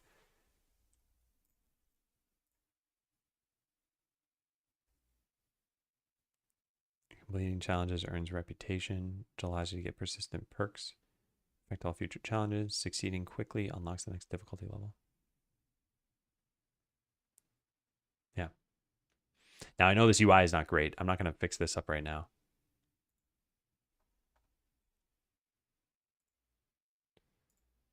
Okay, nice. And pressing escape there works nice. Yeah. All right, I'm pretty happy with this. I think this is looking good. That was a lot of time to spend on what was pretty much just English, but there was some UI stuff there too. So revamp explanatory text for challenge mode. Level 1 is also unlocked by default now. The new run screen does a much better job at setting expectations. Words are hard. All right. Cool. So let's go archive all of these items. We're done with them all, right? Yeah, nice. Whoops. Oh no. I accidentally clicked and removed my selection.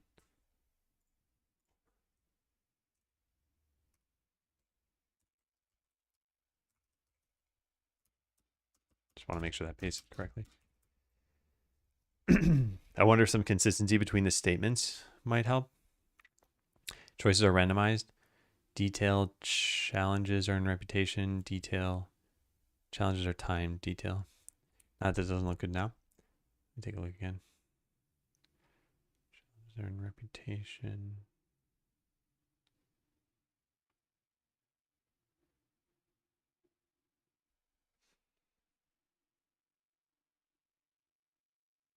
I think it's okay.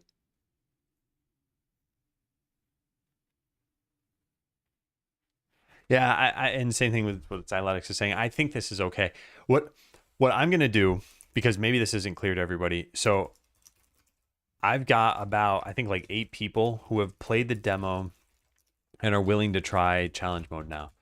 I want to record them trying it, or not record. I don't want to record them. I want them to record themselves playing for the first time. I suspect what's going to happen is most people won't read this text. And that's okay.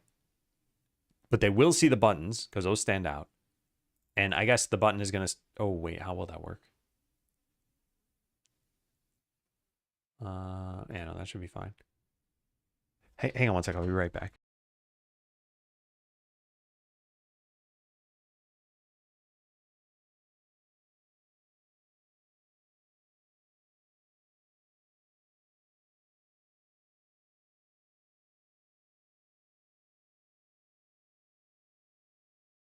Okay, sorry about that. Yeah, they'll definitely see the buttons. And then they'll probably click here and they'll be like, oh, I don't even have any points. I can't afford any of this stuff. But the reason why I want to show this by default is because it clearly indicates that this is a roguelite mode. And then, yeah, they'll see this maybe. Level 0 is intended for new players.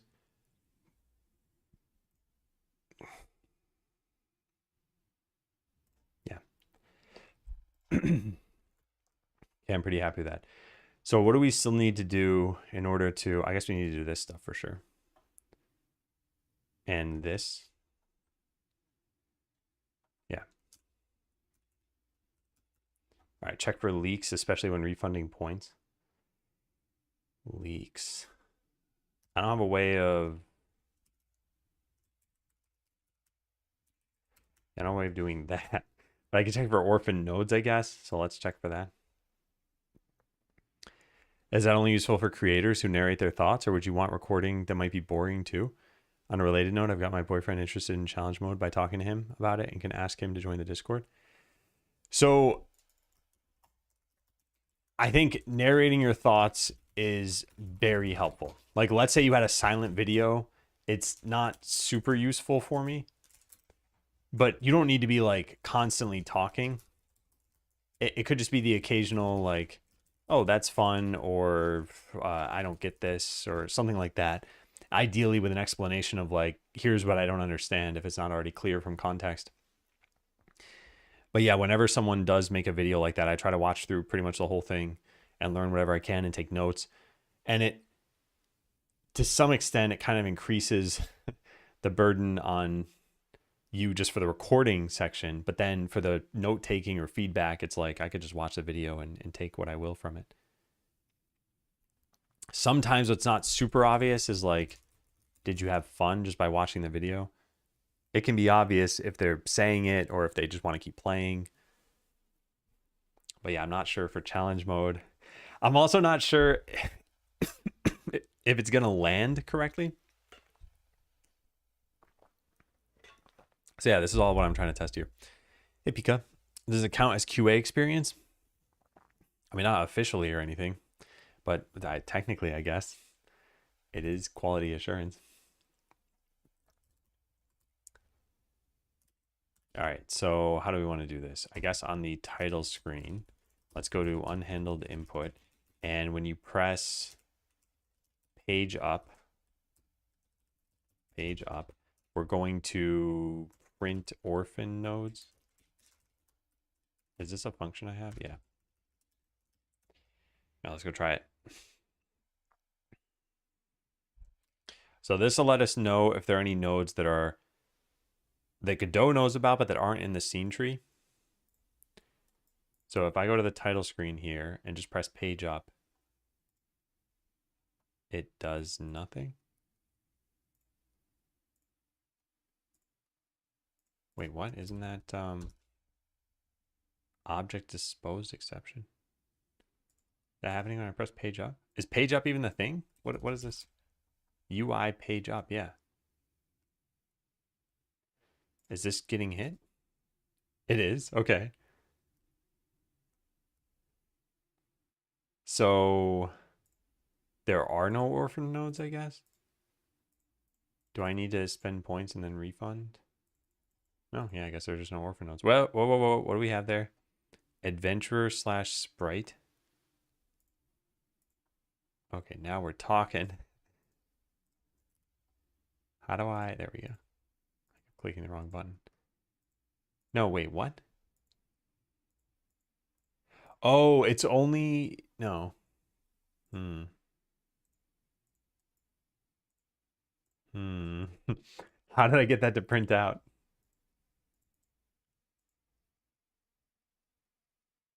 Oh, right there. Am I doing this like on the frame that this thing is still around but hasn't? Yeah, okay, I see. This is really particular, and this technically isn't a problem. So here's what's happening. When you hover over a specific adventurer's ability, so in this case, it's the Spirit Caller's dual targeting, we need to make a fake adventurer for this. When you stop hovering over, it gets deleted. In the one frame in between when it's marked for deletion and it's actually deleted is when, if I press page up at the right time, it's going to do this. So it makes it look like there's a stray node, and technically there is, but just for like one frame. So yeah, that's not a problem. It doesn't look like I can cause any problems by doing this. Yeah. So yeah, I think we're good there. Okay. Check for orphaned nodes. Note the only way for print orphan, the only way not for that I could get print orphan nodes to print something is when hovering over an adventurer specific meta perk. If you stop hovering, then for one frame, it's a fake adventurer is marked for deletion, but hasn't been freed yet. So I guess we could copy this, and that way, if I ever am like, why, what did I do about this in the past? Yeah, but yeah, so that's done. So now let's go mark that. Discard. All right, clean up to do items. I don't even think we have any. We do. Oh yeah, because I threw everything into one file and never touched it.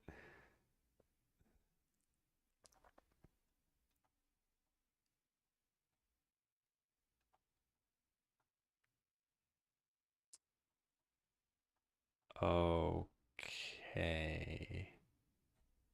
Yeah, fine. Let's do this. All right. Let's go save that. So we're going to delete all of these. And then all of these. And then in whatever that came from, perk choice tracker save data, we're going to delete all of this stuff. Okay. Now, are there any problems here? Nope, good. And then we need this stuff to be in its own file too. Perks panel save data. Perks panel save data. All right, now delete the imports that we have there. Those imports are fine. And the last one is this. None of that's needed. All right, that should do it. Let's try running. All I did is put these in their own files. We didn't modify any code. So it should work exactly like how it used to because it's in the same namespace. So they don't care that they were in different files to begin with. So if I hit save here and then we go load up our save file. Yeah, everything looks good. Cool, cool, cool. Address to do item in code. I needed to split files up. So that's done. There are no more to do items? No, none. And if I search for to do, we find it in Spanish and then to deal. Why is that finding to do? There's no O there. Huh, that's weird. And yeah, none of these are full things. All right, .NET format. Let's go run that. This is going to mess something up. I don't recall what, but we're about to find out. But it will fix other things. So we just need to look through the diff and revert anything it should not have changed. It should be done pretty soon.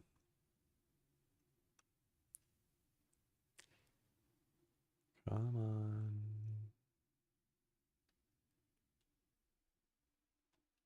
Took longer than I thought. 29 seconds. All right, so it made some automatic changes here. It got rid of some of these imports, and that's good. So that these should now be unnecessary for me to go look at. Yeah, it already deleted it. Wait, what? Yeah. And then what else? So that's all using directives, and then public should come before private in here. That's because I have this. Oh my God, seriously. This just needs to be down here. Okay, so now when you run this one more time, it should find nothing. Let's stage all the changes and make sure that it finds nothing. Hey, Juan, played the demo yesterday, enjoyed it a lot. Too many changes since my last try in the alpha or something. Great job. Thanks for trying it out. I'm going to give you the same little spiel as I give everybody, which is if you want to do the playtest version, there are the instructions on how, and I will hopefully release it in the next few hours. I mean, technically we could do it now. The big question is, should we add in the new graphics here? So I have these new graphics from Quickie Joe, and possibly they'll be easy enough to incorporate, but I haven't looked at it. Maybe we should take a look before I make that decision. All right, did this work? It did work, and it did not generate anything else. And there's nothing too questionable about this. Let's go run that. Run .NET format. Okay, so that part's done. Next up is run this tool.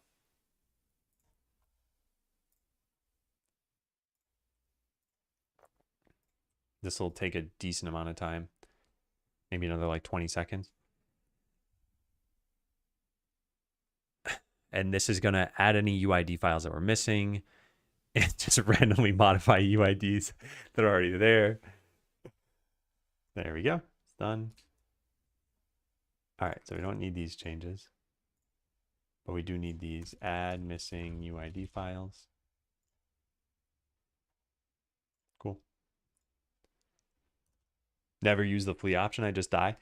Yeah, it doesn't matter too much. It's just for saving time. Also, part of the reason it exists is because let's say you put the cleric in a battle in the forest at level 1 or something like that. That battle may take like 40 seconds. So if you didn't have a way to end it, then you'd have to just wait for the whole thing to complete. Granted, I guess you always have a way to end it by just starting a new battle. But yeah, early on in development, at least, that's why we had it. In fact, I kind of never thought about that. I guess we could remove it now, but I think it's okay to have it there. Okay, merge branch and then switch to main. Yeah, wow. God, this branch has been going on forever. Let's go take a look at it. It's probably got like 30 commits. That's my guess. How many do we really have? 110? Okay. Shows how much I know. I thought 30 sounded like a lot. When did we start this? September 17th? No, that's the other way around. September 5th. It's been 12 days? Huh. Okay, I will say, when I set out to make these changes, I expected it to take at least 2 weeks. And this is pretty close to the 2-week mark. But somewhere toward the beginning of it, I thought, oh man, maybe I could get this done sooner. But I guess we play tested. I added some content. I did some balancing. But yeah, this basically touched the entire game. I mean, look at this. 275 files changed. Again, for context here, the original challenge mode was a combination of a difficulty selection and a specialization. And the specialization may be something like farming spec. Start with the farm and most perks maxed out. Most farm perks maxed out. And there were no meta perks. And the timer was a hard timer, like a hard limit. You would lose if it ran out, if you ran out of time. Both of these were problems. The no meta perks meant that you could win or lose a run and it wouldn't impact any future run. The timer being a hard limit meant that you could lose, which just didn't feel good. So those are the biggest changes in this. The timer is now ignorable, or at least largely ignorable. You do unlock things. There are meta perks now. So I'm not going to look through every single file here. I'm just going to randomly scroll the stuff and take a look. Because I already reviewed every commit. Yeah, we have a lot of these are just going to be meta perks, right? Offered buildings, even if you haven't built a thing. Offered town perks. Medals. Man. There's so much stuff. What is this? Project setting tools? Oh, yeah. Whew, okay. Revamp challenge mode. Where's that context document that I have? Here? See this for context?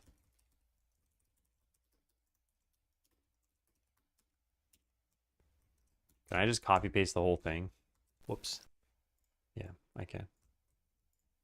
Oh, wait, not like that. Copy, markdown. Copy, pasting it here for posterity. Does that look good? Yeah, neat. Great PR. Whew. God, this is big. This is really big. All right, so now let's squash and merge. My goodness. Man. 12 days of work. It's not even just 12 days of work. I spent a lot of time designing this. In fact, if we look at the journal, September 4th is when I wrote that context document. Back to streaming. Spent the morning working on improving challenge mode. Spent the afternoon doing game design. Trying to improve further. Push fixes to a couple bugs. Improve challenge mode some more. Added tooltips for abilities. Merge PRs. Oh, man. That was late August. All this stuff. Well, I'll write the entry for today, even though it's not technically done yet. But finalize the improvements for the playtest version of the revamped challenge mode. My M key is double typing. Yeah. I just pry this off for a second. Oops.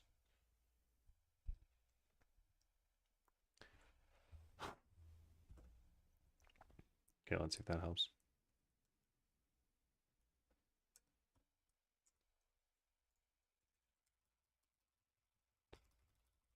Yeah, pretty good.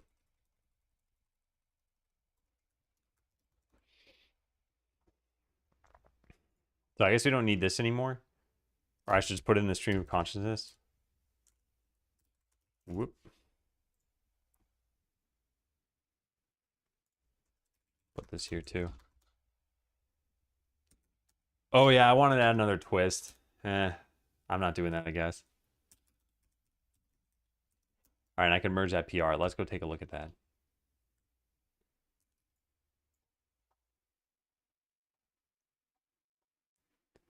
All right, fixed issues with border and adventures tab and background highlight. Okay, so this is 1160. Let's go try this. GHPR checkout 1160. Okie dokie. Reload from disk. I'm gonna actually reload the whole thing.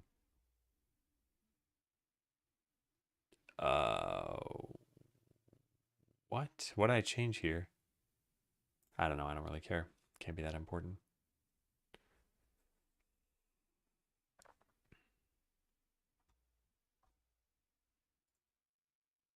Can't open file. Oh, because it's not on this branch. It's not that I didn't save something. It's that it doesn't exist. All right, so now we go start this.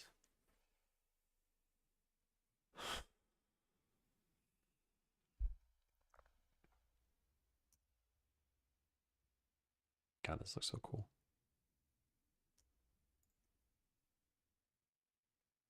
It's just so good. So good.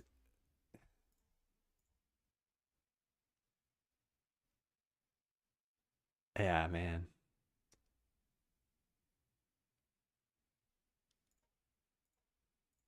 All right, let's look at the end of battle screen. Oh, also what happens if we shrink this? Wait, put you in there? They just don't show up. That's fine. So good. So there is one thing that I wonder if this is going to be slightly harder for players to understand, which is that it doesn't tell you the name of the adventurer here now. And I think you'll get used to seeing their icons. Oh, I also wonder, how does the higher dialogue look? With that many changes, I thought I would find some books of agility, books of strength, etc. to improve my adventurers. So in the full version of the game, after you've unlocked, like, you get the farm, you start leveling up, you get the fishing pond, you get whatever other things exist, you'll eventually get the treasure room and the key grinder. These are kind of what you're thinking about. So you'll buy a treasure chest, and inside of it is, in this case, the rogue shadow cloak. So now I'm going to unlock this chest. It's going to pop out a cloak, and then one of my adventurers will bring that cloak to the guild. I'll speed this up a little bit. And when they make it to the guild, this now powered up the rogue's stats. So now the rogue got level 2 in guild supplies, which gave them +5 health and +1 power. So that is very similar to what you're talking about. And as mentioned, there's this key grinder here, or sorry, weapon grinder. The way this works is you bring it weapons. So like, let's say I put this in here, and it'll grind it into keys, which you can then use to open chests more quickly. So in this case, we can drag this over here, drag this over here, drag this over here. So they've opened more quickly, but you can also upgrade the key rarity, and then you'll only get special keys, which will modify the loot inside of it. So this is giving me 1 mage rod. If I put another key in it, now it's going to give me 2. If I put this in it, it's going to give me 4. And if I put this in it, it's going to give me another item altogether. So now instead of just getting 1 item, I'm going to get 8 items. So if I go create this, and then speed this up for a second. There we go. All right, now I open up this chest. We'll see 8 items fly out. Kaboom. And then this will power up the mage and the witch doctor. And there's the witch doctor holding their skull. Yeah.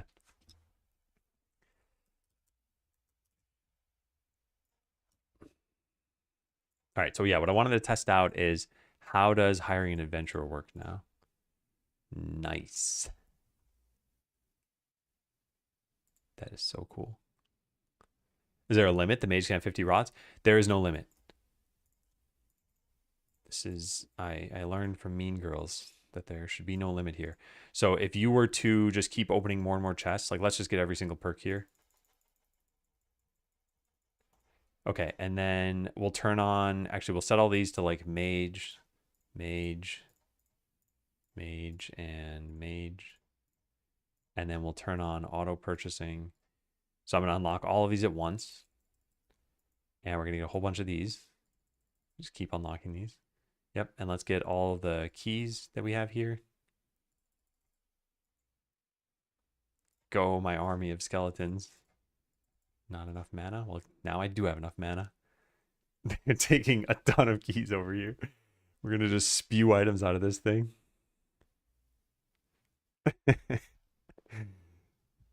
This is crazy. Yeah.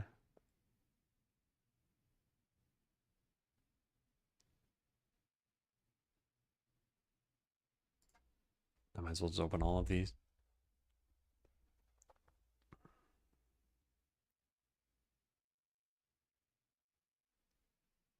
Wow.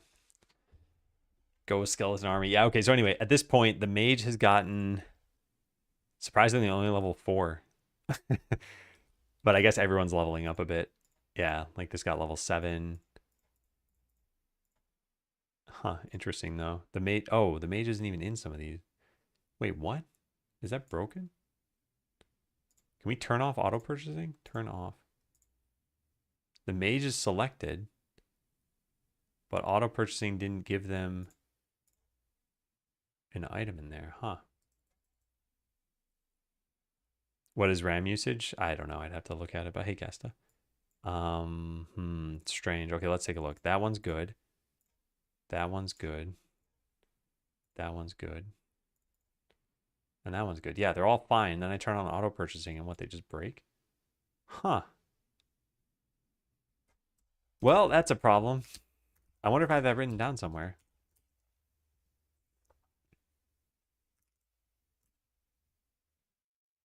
Yeah, no, it definitely doesn't work. Definitely doesn't work.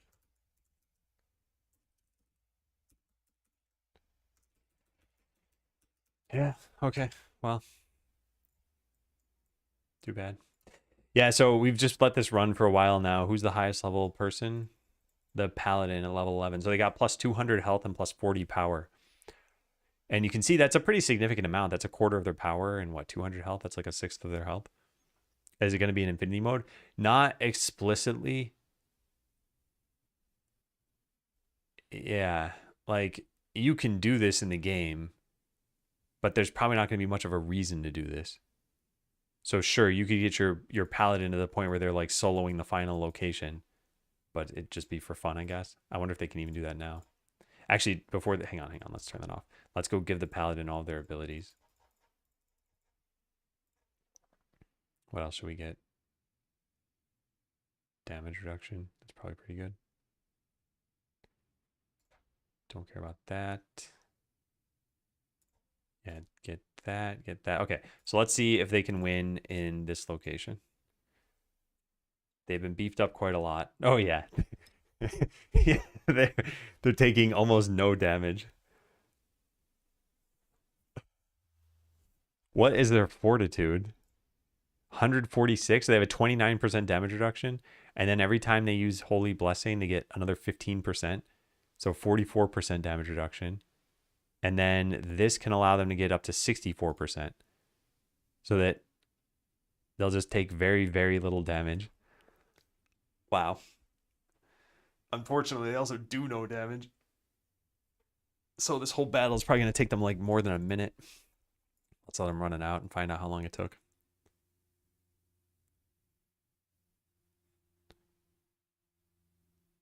Silly paladin. Okay, how long did that take? 2 minutes. Meanwhile, if we try that same thing with the rogue, for example, the rogue's going to finish super fast. In fact, if I just get like these abilities, maybe this and that. Yeah, okay. Let's try with the rogue.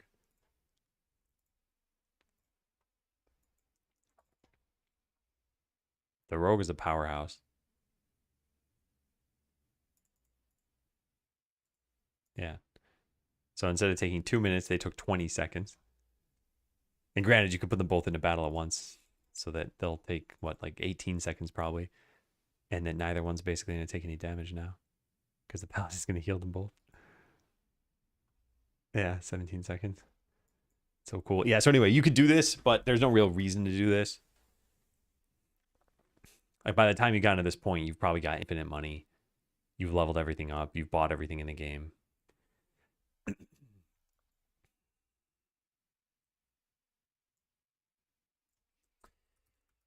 Okay, what are we doing? We are merging this. So let's look through it all.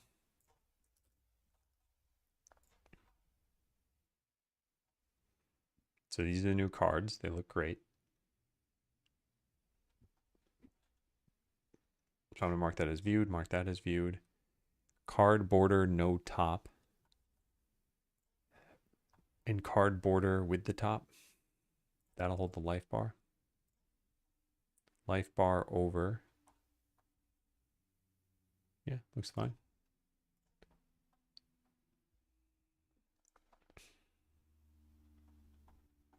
Okay, so this is stuff where I got to start looking through it more closely.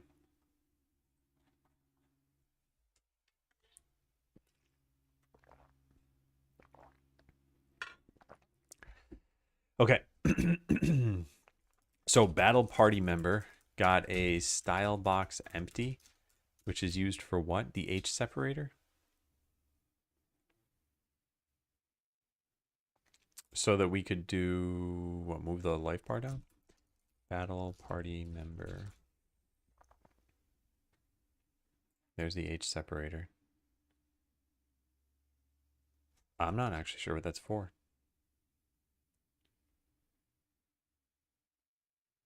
Name and a control.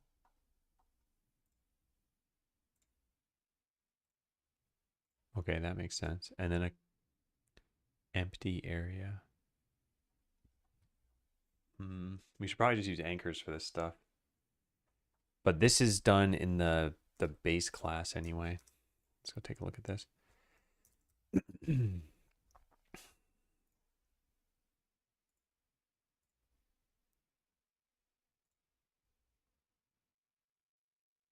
Yeah, I think we can change this.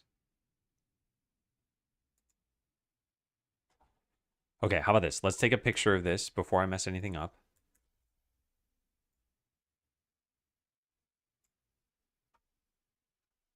So there's like a couple pixels, maybe 1 pixel in between those.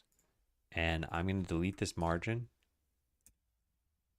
I can't delete the margin? Oh, because there's another thing. Yeah. I'm going to delete this margin. And then we're going to delete the empty area. What does that do? Oh, I see. We need a minimum size on this thing. Does the empty area get hidden in one of these? Seemingly no, but turning it off would change the size of this. So we want this to have the same size that it currently has.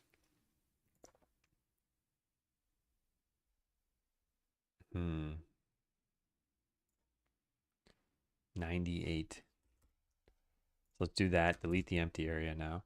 And then the name, we're going to anchor very specifically here.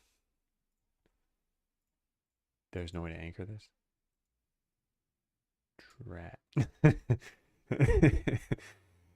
I guess we could put it under control and then anchor the control.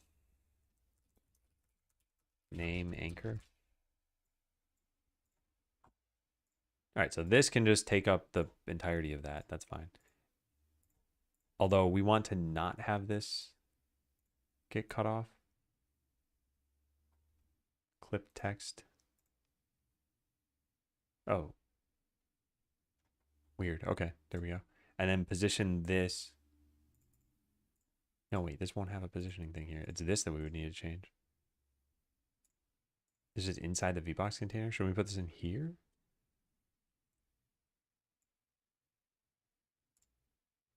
But then it's going to be subject. Okay, whatever. All right, so I make this custom and just offset this by a bit. Yeehaw.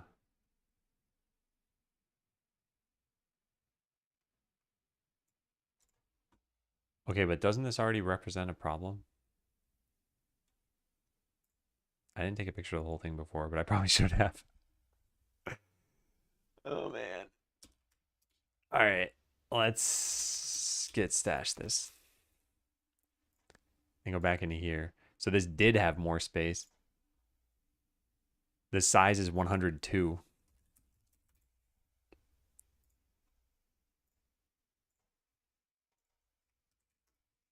Aha.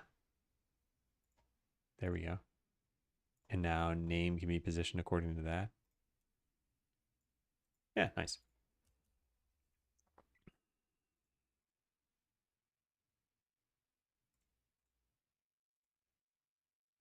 This being in a VBox container now also probably doesn't matter.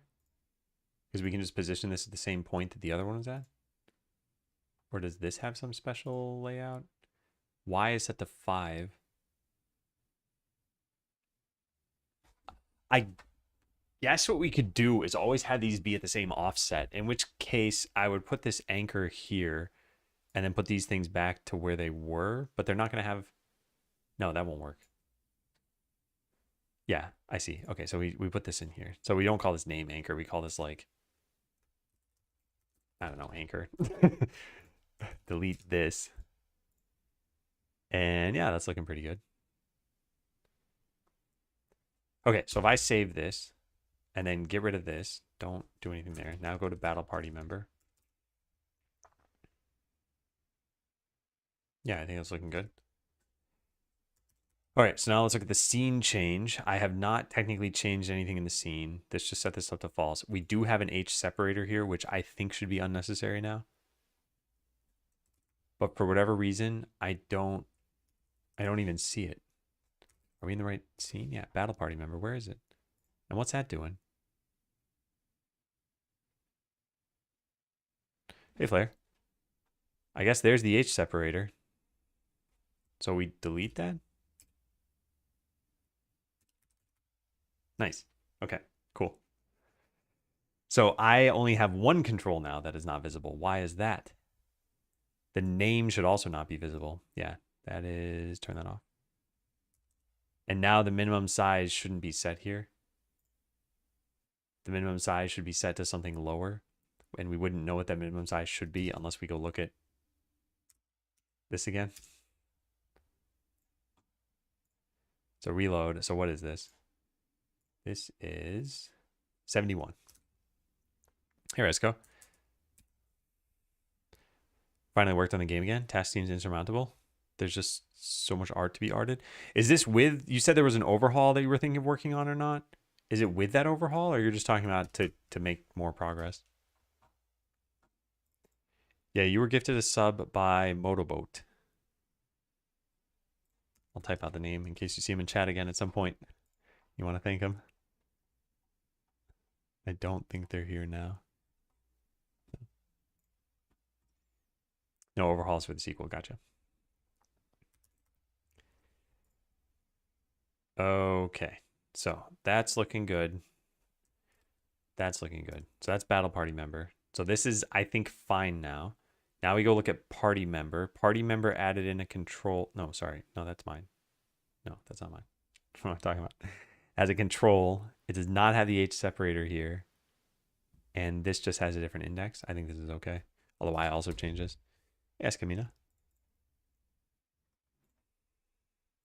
Required a ThinkPad. How are you liking it?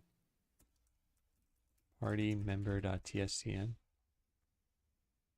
What am I looking at here? I'm looking at whatever changes I made. Oh, I didn't even change this. Party member didn't change. What should party member have changed?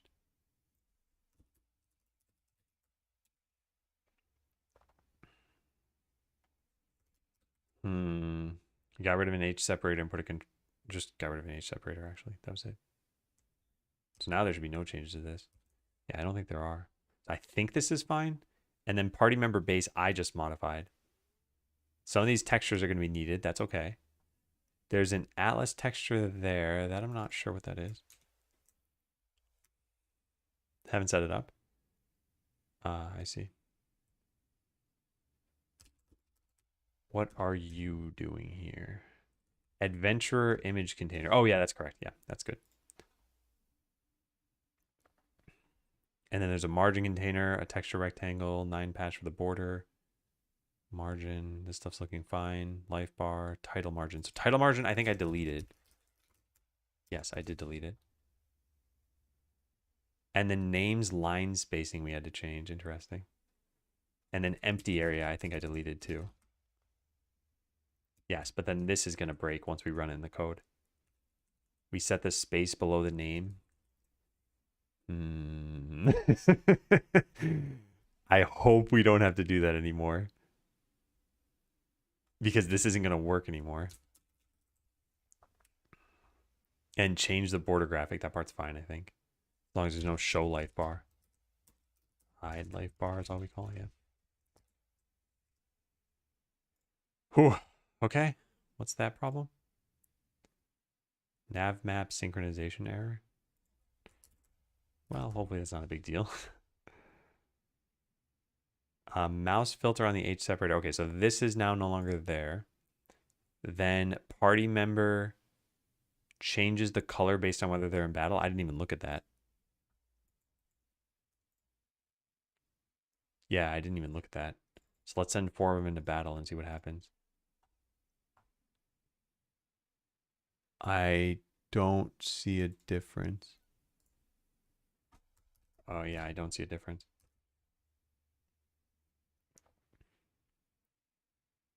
I don't think this is good. Yeah, what we used to do is make them very red. And now we're making them practically white. So that it's probably in some way different, but it's very hard to tell.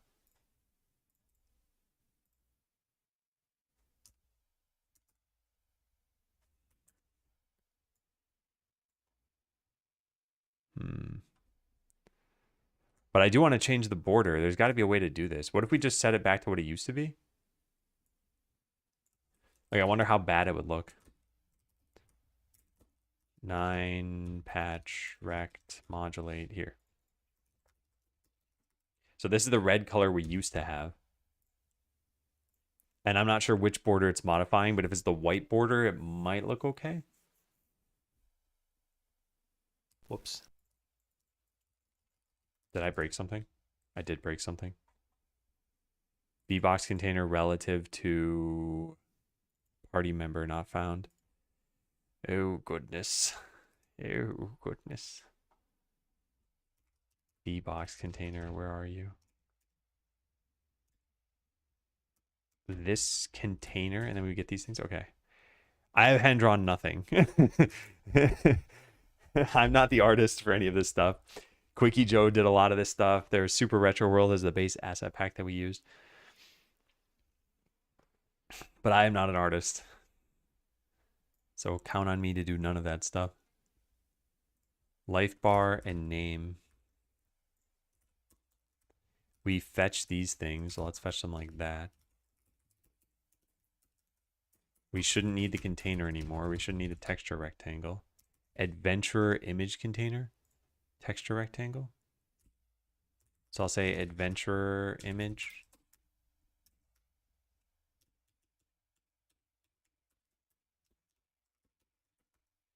Okay, anywhere else we call get node. Yes, right there, the border. We're going to have to change that. Do one of those. I accidentally locked it. I didn't even know that was a thing. So this looks like that now. We do it so that we can set the texture. Border. Set space below name shouldn't be needed.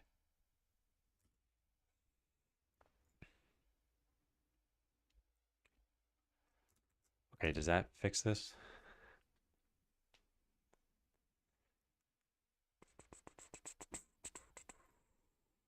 Also, what time is it? 10:52. Okay. All right, so now I've hidden the border entirely. I'm guessing when we call hide life bar, this isn't working correctly now. But I'm not sure why. That no top one should still have... Oh, no, it doesn't. Wait a sec. Where's the graphic that I want? Card border. I think I just have the size too large. Is it hard to implement a replay the word when finished with enemies X2 powerful and then X3 in a hardcore mode? If adventure dies, you need to hire him again at level 1.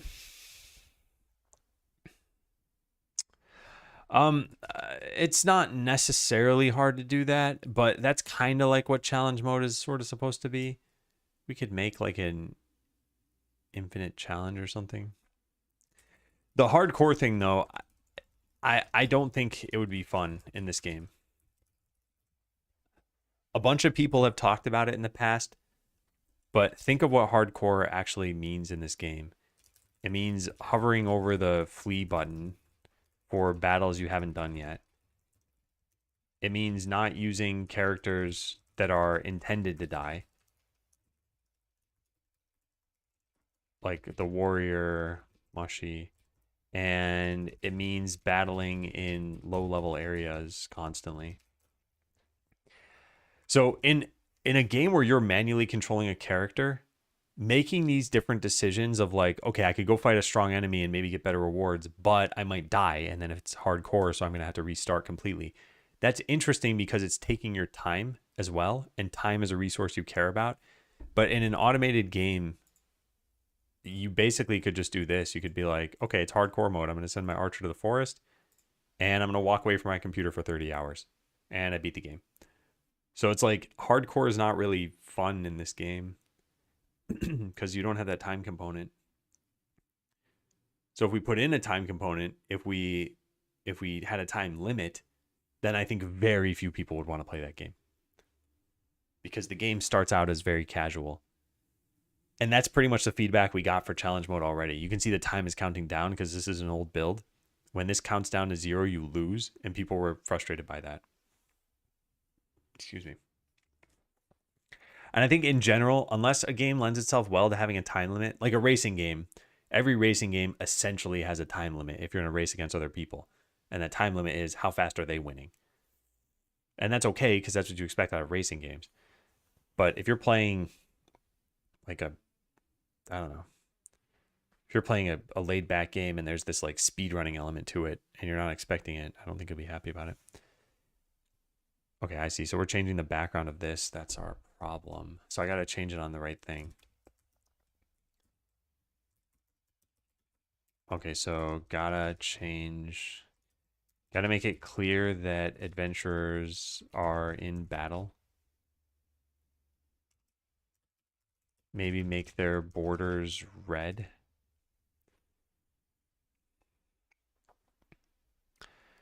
You're right on hovering the flee button. I think I'm probably right on all of these. And I know you didn't have this character in the game, but you did have the warrior. The warrior has taunt, which makes the enemies attack him specifically. And that means if you go into a high enough level battle, it's like the warrior might just get killed very quickly. And you're like, whoops, didn't click flee in time. And I guess that's the other component to this is like, what does it mean to restart in this game? It's not even that hard, right? You just go hire the warrior again. They'd be level 1. And you just be like, well, I'm not using them now.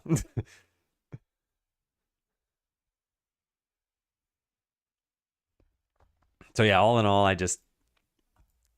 I'm not a fan of putting hardcore mode in this game. But I also don't think people are going to miss it. And if people did miss it, I think it'd be like less than 1% of the player base. In fact, I kind of wonder what are hardcore stats for other games like Diablo 4, World of Warcraft. Like what percentage of players care about hardcore? I'm not talking about the ones who like dipped their feet in, they played once and then they stopped because they realized they didn't like it. How many people do you think actually enjoy the mode? It's not 0. I know it's not 0. I know that even since Diablo 2 days, people have been playing hardcore. But I bet it's around 1%. Maybe 2%. All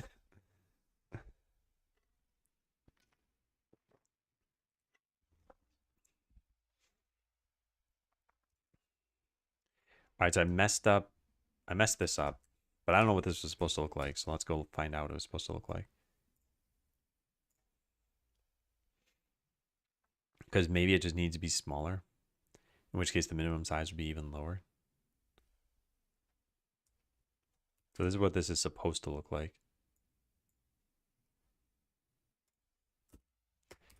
Only played it in PoE. I know PoE is another one of those games where people like their hardcore solo self-found sorts of things. There's probably something like that in RuneScape too. I just don't think it's a large player base. I think a lot play hardcore, but not in a long-term way. Yeah. The only time I think I've ever really tried a hardcore mode, I played WoW Classic and I did a hardcore hunter. And I got to level 55 and then I was just so bored that I stopped playing. I never actually died. I just couldn't stand it anymore. I think part of it is I was also doing self-found, so like my gear was terrible. So every battle took a really long time. And because I was hardcore, I didn't group with people.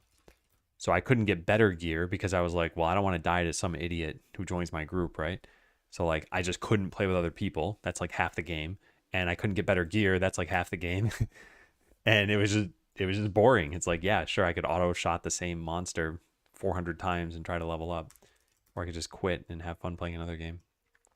So like my experience was it took the fun out of the game. And the way I could have gotten more fun is to just drop the self-found thing. That probably would have helped because then I could have just bought gear and it would have been a little better. So if I ever try hardcore WoW again, I will not do self-found, I think. I think it's dumb. I did 2 full characters in WoW. Anniversary hardcore. After that, I was done. Yeah, I just don't think it I don't think it changes it enough for me. And I don't like the idea of losing all that progress. Yeah. Okay, so we know what this is supposed to look like, which is this. I need to find out what that is that's in there. Adventure, panel tab. There's a character selector. Character selector has just party member.create and hide life bar. So we're just making a party member scene. Okay. So I guess party member has the wrong size. Yeah, because its minimum size is going to be set based on the stuff that's in it. So I probably need to come up with a different way of doing this. Let's pop this and go take a look at party member. Party member doesn't even have a minimum size. So if we were to just start turning things off here, like we turn, wait, why does this look the way that it does? Uh-oh. What is going on? Party member base, what is going on? Aborting. Commit your changes. What changes do I have? Oh my God. Okay. Whew. It's like, what's going on here? Because that stuff shouldn't be there anymore. Yeah. All right, so party. Wait, no, this still has this stuff here. What is happening?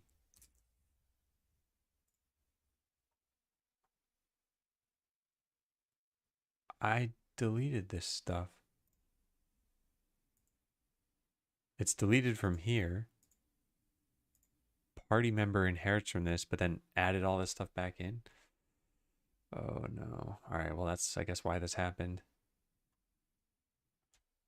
But how did it delete these things? I don't understand this. And why is it called party member 2?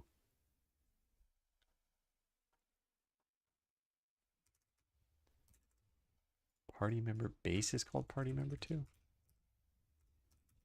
Maybe I put that in?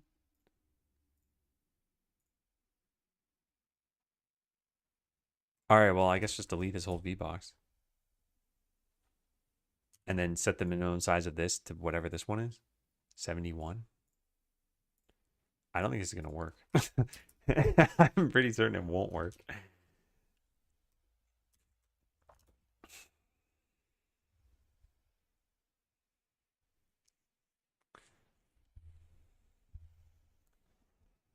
Okay, I got to think of how we're going to position these things. Can't even open this now. Node not found border relative to whatever else. This is no longer find by unique name. That's strange. Huh, I guess that could be overridden. And that's in party member.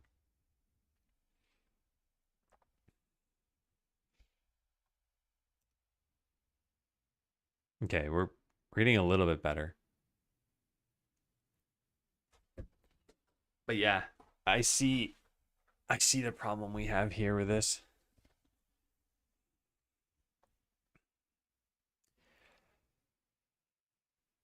Hmm.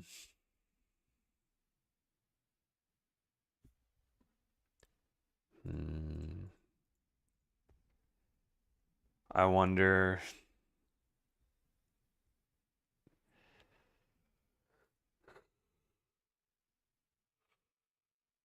I wonder what the best way to do this is. What Quickie Joe had works. It's just it does so in a way that I think would not be the canonical way of doing things here. I think I need to put a little bit of thought into how we should do it. Because here we end up having an H separator that we just changed the size of to position things correctly. But there's got to be a way we can do this.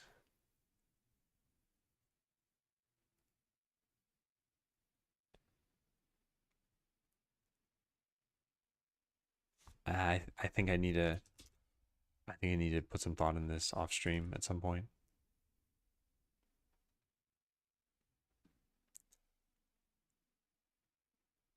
Did I do anything worth keeping?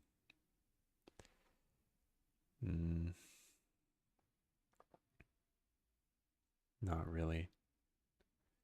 Well, the unique name and owner stuff is actually pretty nice. I might keep that.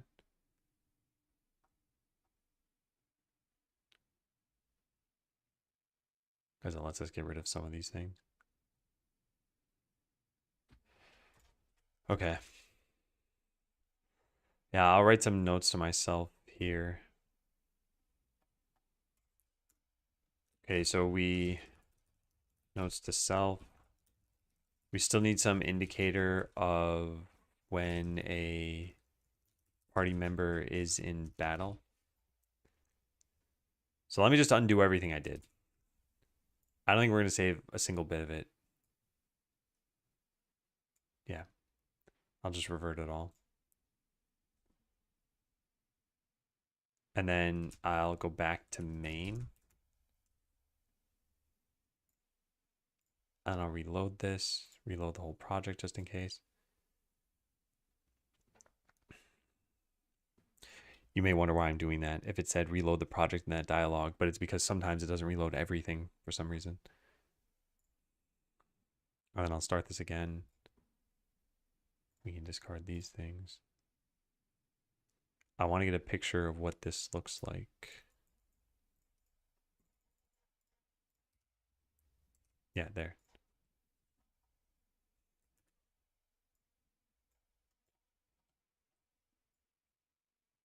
Okay, so these are in battle.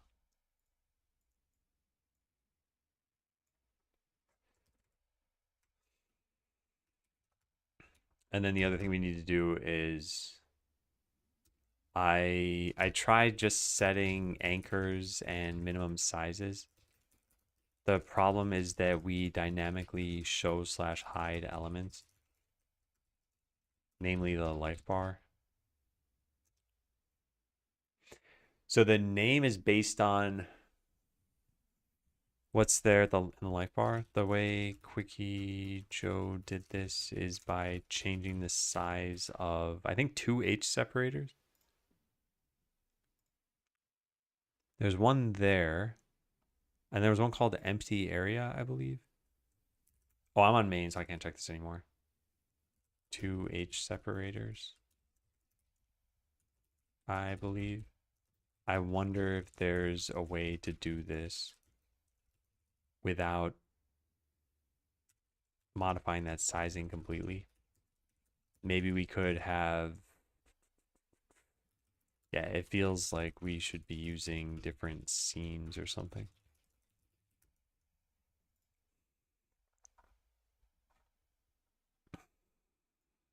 Okay. Here's what it used to look like. So then I won't merge this now, but I'd like to merge it at some point. Maybe I take a look at this tomorrow.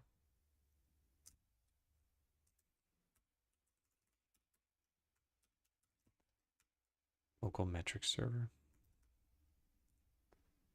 So the remaining stuff we would have to do, this is all finished. Well, speak of the devil. If it isn't Motoboat. I don't know if you saw that we were just talking about you.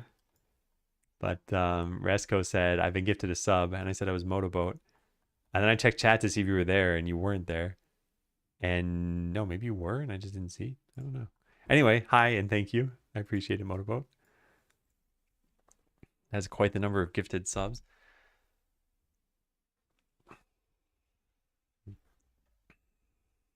Epic timing.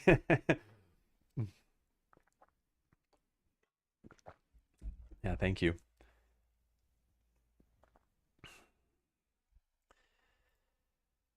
Oh, okay. I think what we should do now is publish the playtest version. So, yeah, I guess let's get to it, right? Delete by SSHing into the mini PC, SQLite, metrics, DB, delete from runs. Do I have anything in the runs? There's no personal information, so this is totally fine to show. And no one even has used this besides me, so it'd be fine to show no matter what. So select count from runs, 0. Okay, we're already done. There's nothing there. Okay, so let's export the... How do we do this? I need... If I try running the release tool right now, it should fail, if I'm not mistaken. Because it's going to say I don't have these environment variables set. But I don't know where to set them. I think I have to do it through the VS Code environment. So if I pick playtest, I think it's going to just fail, right? Doesn't even matter what I pick for this. 0912. Yeah, environment variable is not set. Okay, so that's metric server URL. So I'm going to try setting this. If I put a space, it shouldn't capture it into the history. I don't care about the URL. That's public, but the password's private. So now I'm going to try running this again. And I think it should no longer fail at that specific line. So now it should be the password that's failing. Uncommitted changes. What? Oh, because it modified this and then it failed? Oh, that's kind of stupid.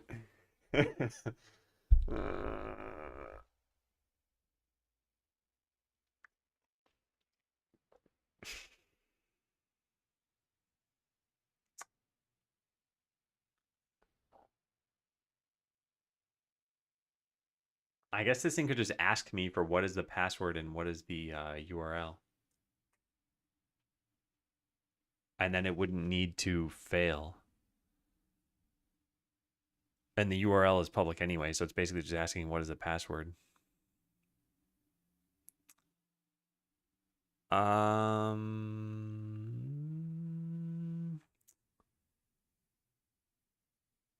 Well, let's revert this anyway and figure out if I did this correctly. So just restart this.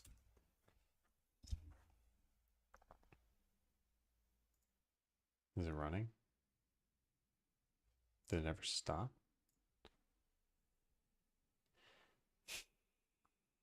Okay, so I pick playtest, we pick a version, it's not going to matter. And then it should fail with the password. No, it's failing with the URL still. How is that possible? Environment variable points to a path that does not exist. Oh. We checked to see... What? Did I not test this? I don't think I tested this. Oh, whoops. Valid environment variable. I just want to see if the variable exists. It doesn't need to point to a path. Oh, my bad. Wow. That's kind of stupid. Okay, so I guess just make sure this isn't empty. This needs to be a URL. How do we load this? Mvar value. So this is assert that it exists. I guess let's put that there. This is in path tools, though. I guess that's why. Ugh, I don't like any of this. I'm gonna put this here anyway. Assert environment variable is set string and var name. So just that stuff. And then get rid of this here. And do this. And then we need to get the value. The value is going to be a string.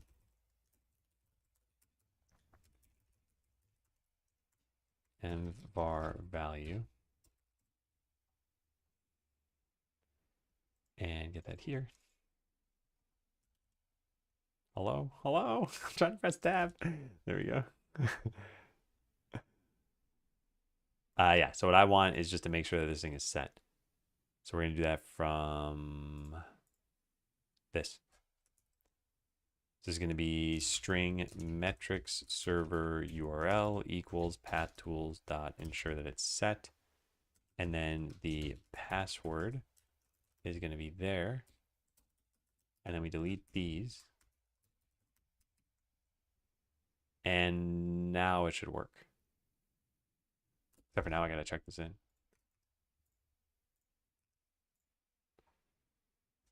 Yeah, stop running this. And it's not even a path tool thing anymore.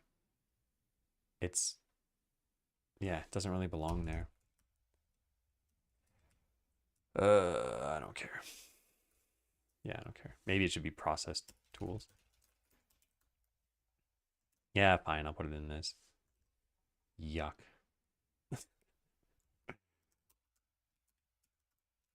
Process tools.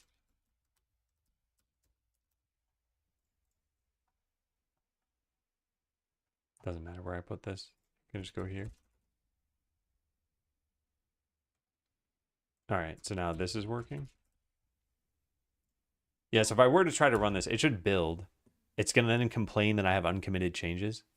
It doesn't even build. All right, because I forgot to change this too. Process tool. This is why we test things.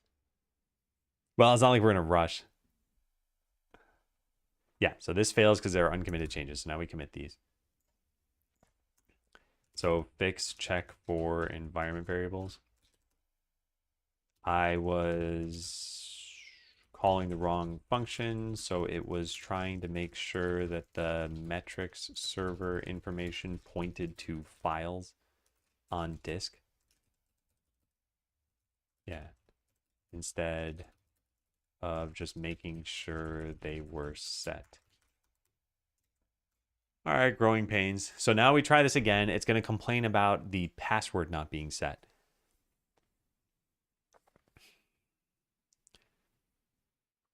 And it's going to modify 2 files in the process.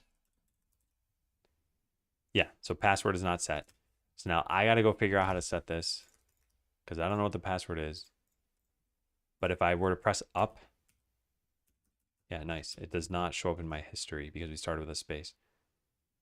All right, engage privacy mode. So here's what we're going to do. We're going to go figure out what my password even is. Metrics server, there it is. I'm going to paste this over here, but you can't see anything, so everything's totally fine. Now we're going to do export. What is this? Metrics server password. Even if you saw what this is, it's not a big deal.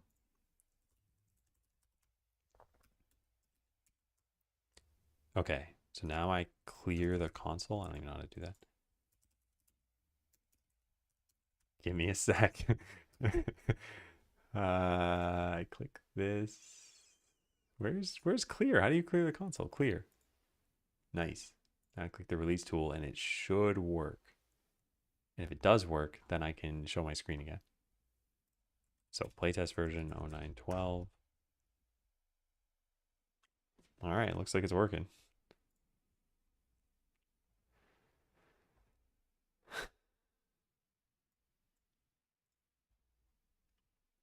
I see what you typed in your classes. Where does it export this stuff? Like, won't this show up in my changes over here? Because it's just putting it into the project? I don't remember where that happens. Let me take a look at this off screen for a sec.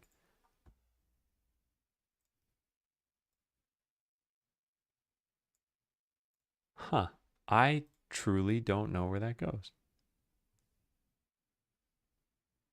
Uh-oh. Failed to export Mac. Check the logs. That's not good. That's definitely not good. Okay, hold on a second.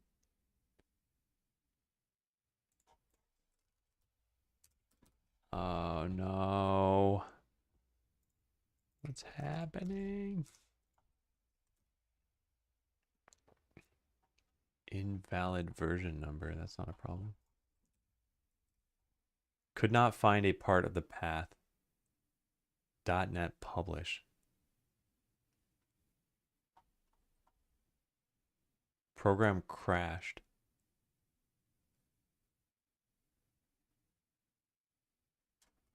What is this? There's a camera on my hands, but in privacy mode, it doesn't show up. This is not good. This is definitely not good. Is it failing even from the editor? Oh man. It's what, just the Mac build? So if I just try to publish from here, export to Mac. Yeah, export. Save. Okay. Does it fail?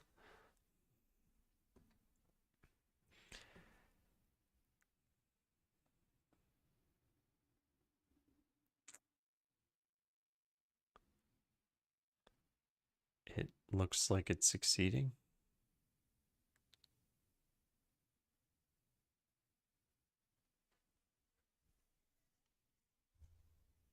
I think it worked. Yeah, it looks like it worked. And I can run the game, right?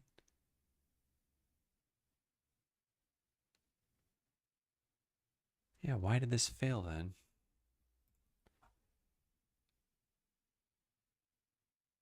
Oh. All right, give me a sec. This is frustrating.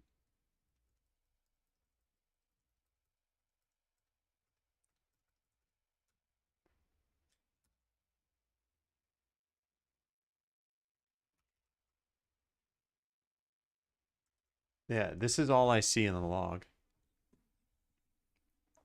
Supply chain attacks are getting crazy. Yeah, I saw that. The phishing that led to some cryptocurrency stealing code getting injected into NPM packages. Yeah. I think if I worked at a company, what I would probably do is into certain versions that I then store in my own mirror of the NPM repository. There's another new one. No, I haven't seen the new one then. Never mind. So this invalid version number, I don't think we need to worry about this because it's never been a problem in the past. And then this could not find part of the path. var folders 4f publish.net export release. It's only when we're trying to delete this, which is presumably from a temporary directory. Or maybe something else went wrong here. Should I just try running this again? And where is it storing this information? God. Oh. An environment variable that then what? Then we load and we modify a file. So had this... Oh, man. I don't know. I don't know what I'm doing. But I think I'm messing up. Oh, man.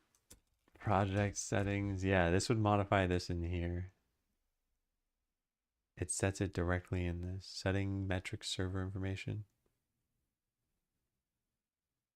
Yeah, it's writing it to disk. And it's never wrote anything to disk. All right, I'm going to try this again. I'm probably messing everything up. It's still GitHub token, so it can infect other repos. Oh, man. I think I did hear about this.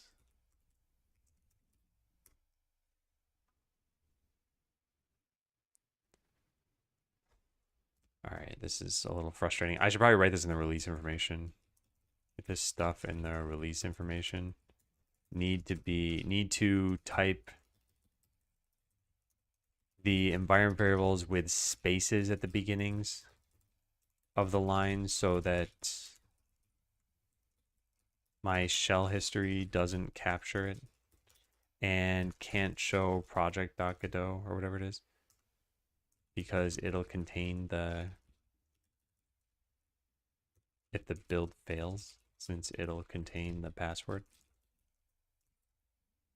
As I mentioned, the password isn't super secure or anything. Sorry, it doesn't need to be super secure. It is a super secure password. It's some like mega super long password that I don't even know. But if it leaked, like let's say I just literally set it to Hunter 2 or something like that, and everyone had it, it's not such a big deal. Just I want to get in the habit of not showing it. Oh, wait a second. Everything's working now, I think. Hang on a second. It doesn't look like it's modifying the project settings correctly, though. No, it doesn't look like it's doing that. Which means I messed this up.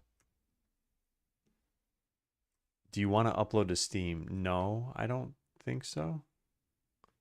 Because I don't think this is going to work. God,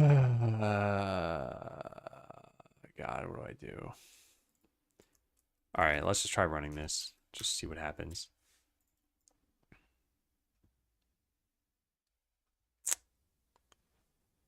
So we need to win.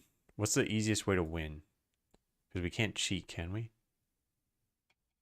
No, but we could save the game and then modify the save file.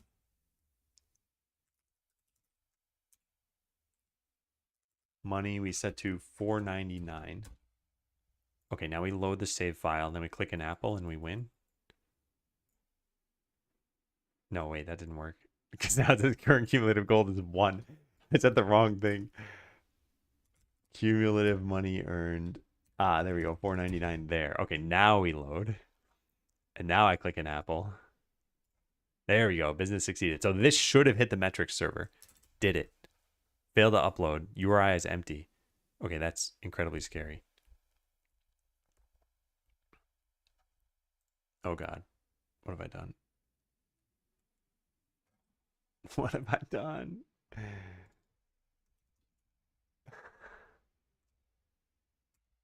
Man. There are a lot of problems here. Yeah, there are a lot of problems. All right, well, let's go investigate this stuff. Man.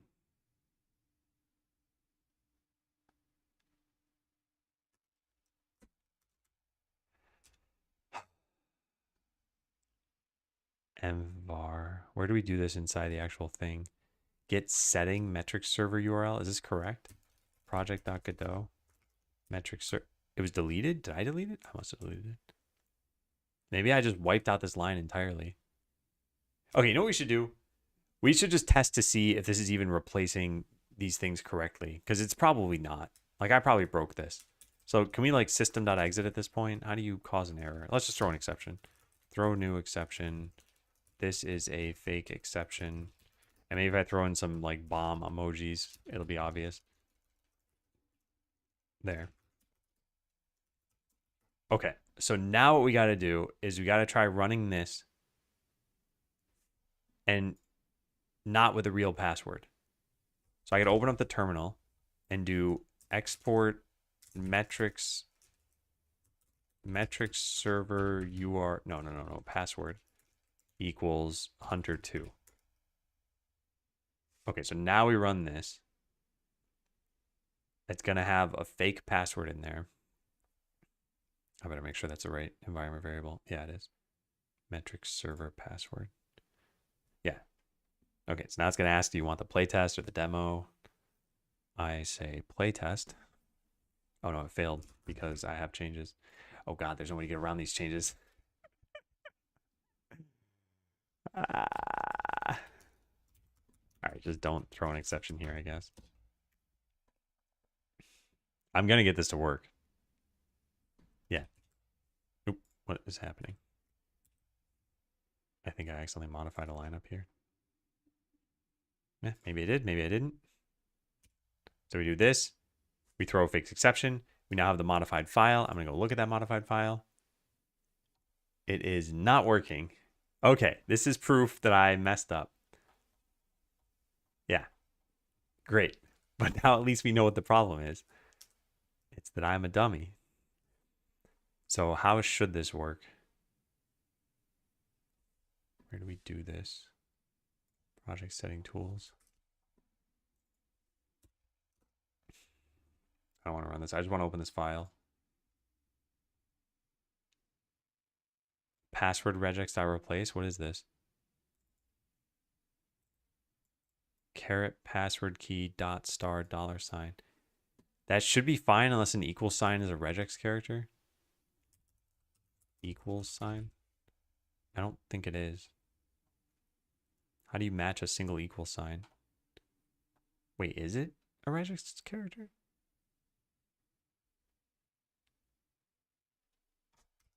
Oh boy, let's go to regex 101. Do I not understand how this works? Foo equals bar. Caret foo equals dot star $. No, that's fine. What am I doing wrong? Maybe we need the C# variety of these? No, it still works. What? What am I? What? Metrics server underscore password. Where are you in here? It's right there, yeah.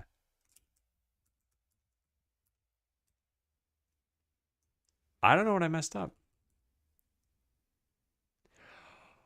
Oh, wait, maybe I do. Maybe I need the global setting on this. Where's the project settings thing? when you make a new regex, there's a multi-line option, I think. Regex options.multiline. What does this do? Changes the meaning of this so they match the oh my god. Oh, yep. Okay, my bad. Whoops.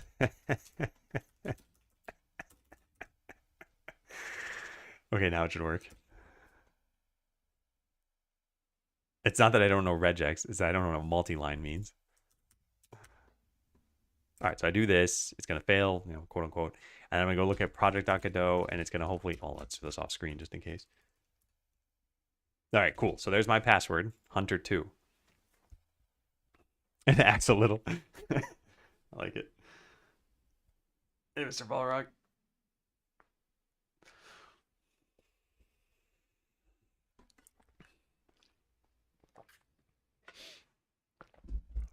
Do you ever laugh out loud when you read these jokes, Mr. Balrog?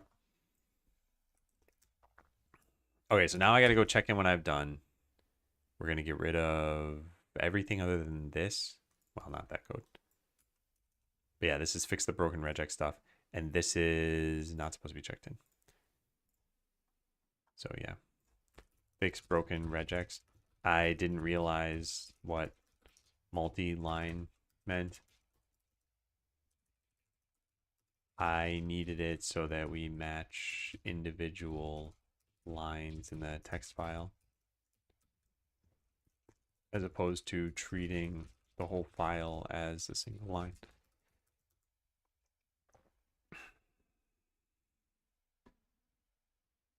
I even try to sneak some in on my workmates despite it not being their native language. I like coming up with some puns in other languages, or like cross-language puns. Like there's a joke that's cross-language with the French. Like, why don't French people eat a lot for breakfast? And it's because one egg is enough. How do you spell that? I don't know. That's probably it. OEUF. Yeah. Anyway, these sorts of things I think are pretty funny. And when I was learning Hindi for a bit, I was coming up with some stupid puns. No one really appreciates them. Maybe that means they were bad puns. Okay, so we got to check this in. And then revert all this, and then we get the proper password again. So engage privacy mode. Hello, engage privacy mode. What's going on? Engage privacy mode. Man, I am so confused right now. Should not be failing. Tail. It's getting the word age in the middle. Engage privacy mode. There we go. Okay, so now what was I doing? I was getting the password. Okay, set metrics server password equals, it's actually Hunter3. Don't tell anybody. All right, now we run this.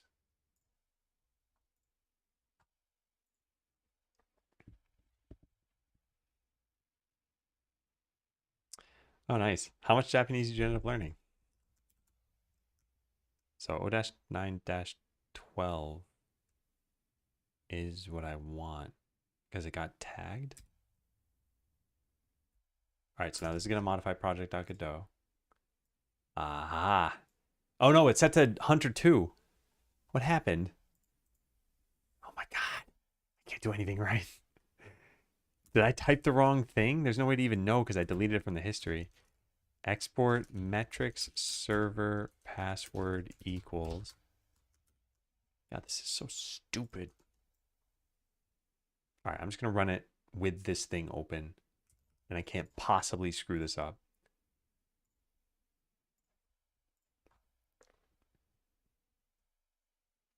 Oh, nice. That's pretty good.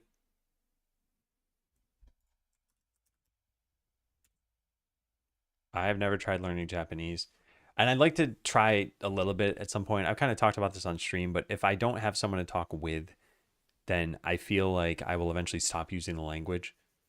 And then it's like I almost never learned the language in the first place. So there's some academic curiosity, but no practical need. Like I probably know people who speak Japanese, but I don't have a need to talk to them in Japanese because they also speak English. All right, is this working now? Yes, finally.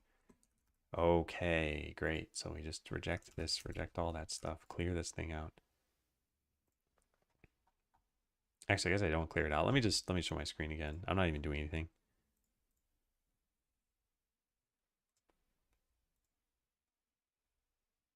Yeah.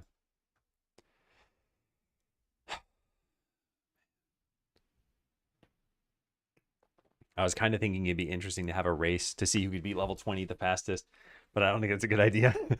Because I think it should be all about like seeing is the game fun. Pure curiosity and a dream of perhaps one day getting to use it properly.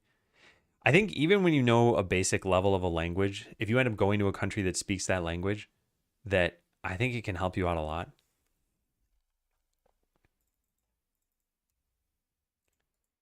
Okay, we are finally almost able to test this. So I'm going to paste this in here. Where do I have this? Is it not running anymore? It is running. Where is this running? Ah, over there. Yeah, okay, good. So we're going to run this again. And we're going to do the same thing we just did. Except for this time, it'll hopefully work. I hope you're ready for this. Because I don't even know if I'm ready for this. Start new run. We save. I go hack my file. We load. I click an apple. And it says the URI is empty. Oh, darn it. We already knew that was going to happen. I just don't know why. Oh, why? Why would this happen?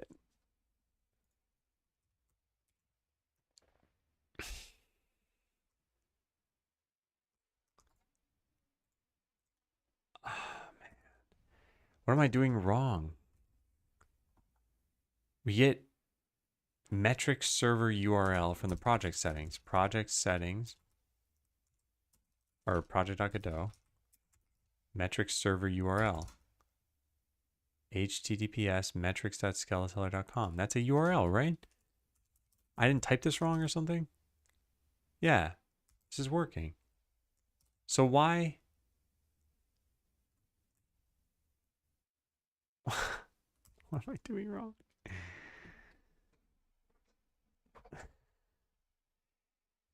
Oh, man. All right, let's... I don't know what to do. I guess let's set a breakpoint here and then just launch the game normally. It should work. Oh, no. What am I doing? Hold on. Wrong thing. There's nothing private there. I was worried that there'd be something private there. So we just need to click this. Should have broken in. Huh, that's not good. Oh, because we need to click that one, not this one. Okay, now we just do that again. Return the title, click, and this one. All right, cool. So what I want to find out is what is the value of this?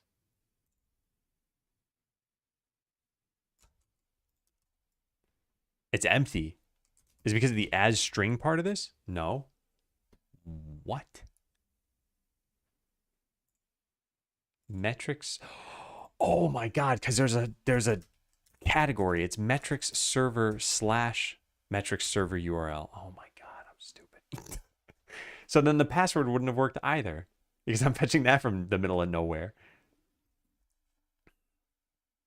Okay, so what we should do ideally is we just delete this and this. So it's just URL and password. But I need these to be here so that I can uniquely identify them by the regex that I'm using without having to do extra work. So let's just do this. And now is that all? Yeah, that should be all. I should probably just make these constants up here. Private const string, static const string. Does it even matter if you make something static and const? Metrics server URL project key project setting. What do they call this? What do they call this? Is what I'm calling this. They call it a name. Okay. Metrics server URL project setting name. So it's that, and then we need the same thing for password. Cool. Then we go use those things.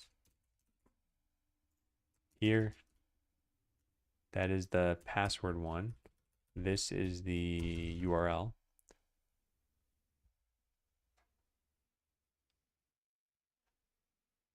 What is that? You put the key second? Oh, interesting.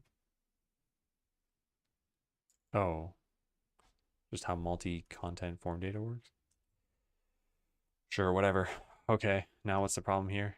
The constant cannot be marked static. Yep. I was going to say it shouldn't need to be static because it's a constant anyway. Okay, so now if I run this, I'm going to have the wrong password, but I should have the correct path. So let's just try fixing this here. Fix metrics uploader. I was pulling from the wrong, I wasn't using the right path in project settings. I was missing metrics server /.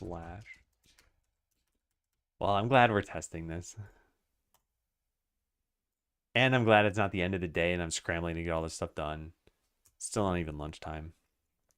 But now I think we're finally in good shape. So I'm going to do this again. We're going to go to the release tool. We're going to try to release.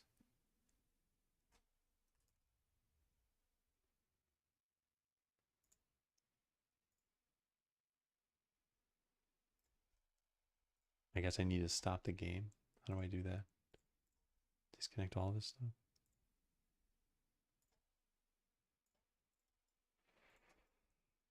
Oh, man.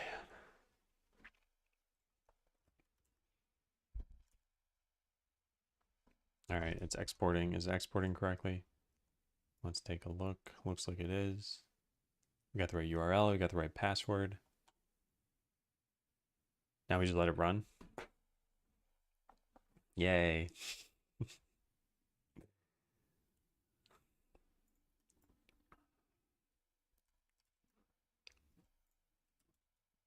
So I guess close out of this thing.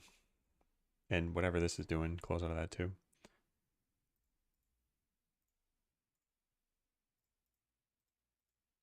Why are there two of these open? Is one of these the export process? Huh, I don't know. I'm guessing one of these is going to close. I don't even know if you can see this. No, well, you kind of can. It's between my keyboard camera and me. It's still running the export process right now. Although I probably don't need to wait for it to finish. I can probably just do this anyway, right? Let's try it.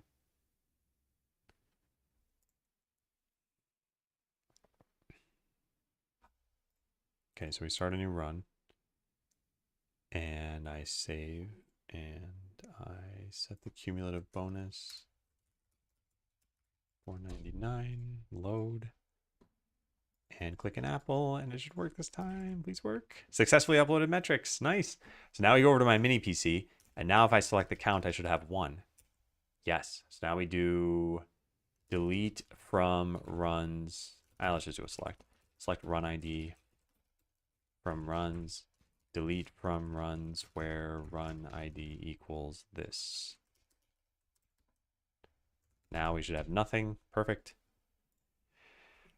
Okay, it's working. It's working.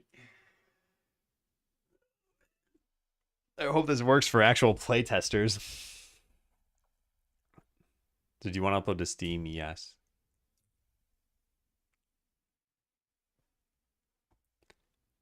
All right. So here's what I would need. If someone's going to actually play this, I got to file these notes. If someone plans on playing the playtest version, Let me know as soon as you complete your first run. I want to see if metrics got set correctly. Playtest already exists. Oh no, what happened? Did it tag the right thing? Get log -5. Playtest is back here. It doesn't untag stuff? How do I fix that?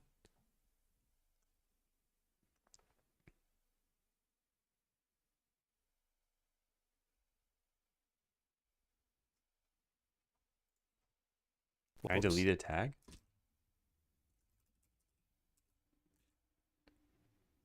Get tag. Create list, delete, or verify a tag. Get tag -d. Get tag -d 0912-playtest. Delete tag and then get tag -l and then get log -1. Something's wrong. Something's very wrong.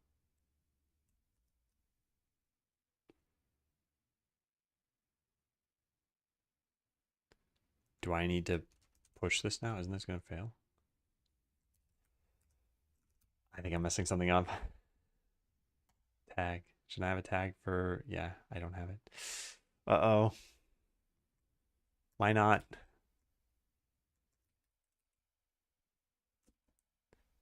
Already exists. So I need to figure out how to fix this. Get tag. Supposed to do -a and -m. This is for tags with...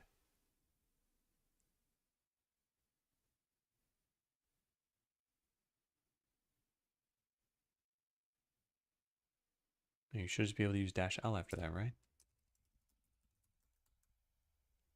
What does -l do? List tags. Oh my god. So how much I know. Here it is. New version, new version. Okay, my bad, my bad. All right, manually fix this by deleting the tag with get tag -d new version and then adding it with get tag -a new version -m new version. Yeah.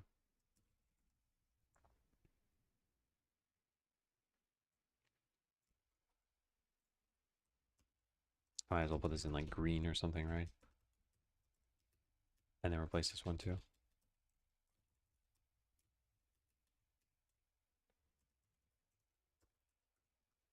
Oh. Or put it all in yellow? No, whatever. I don't care. Okay. So I have not finished this step though, have I? I need to do get tag -a. Let's just copy my... Yeah, let's copy this. -m that. Get log -1. Okay, it's tagged now. So now when I push, does it push the tag? Yes, it does. Yes, it does. Okay, so now we need to fix this thing. Add tag remediation steps. And then discard this. And it should be on Steam. No, it won't be on Steam. I got to do these steps now, right? Don't show on stream since password show. Go to this and put the build on default. Okay, copy and paste. I need my phone for this. So this is the playtest version. We put this on default. 0-9-12. Yeah, set build live. Okay, now I got a 2-factor auth this thing.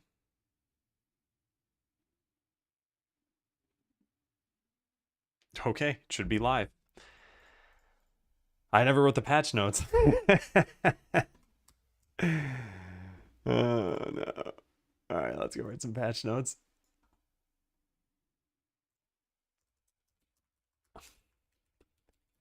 Launched on Hammer time. There. All right, major changes. Revamped. When was the last time I did this? It was August 29th. Wow. It's been almost 3 weeks. Revamped challenge mode. The timer can... There's no way to lose. You can only fail to get a medal. Added meta perks. You earn reputation as you complete runs, which automatically converts into perk points. There's no way to lose. There is a difficulty track instead of specializations. Did specializations exist last time? Fix an issue, start with those. No, yeah, they definitely existed. All right, I don't know what else we did though. So I presumably did a lot of stuff. Let's look at the commits. We got to look since August 29th. Added the latest icons. Oh yeah, added the treasure icons and storage icons. I'll put that under minor changes. Added icons for several perks, namely treasure perks and storage perks.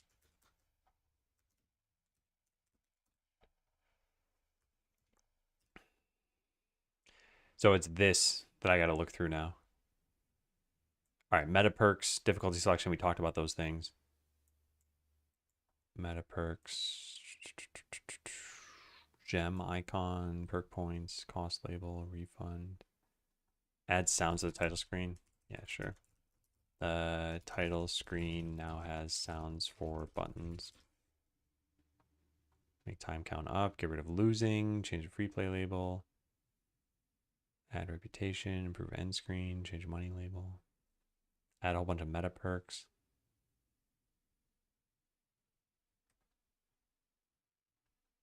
Anything else? I probably added in some more twists.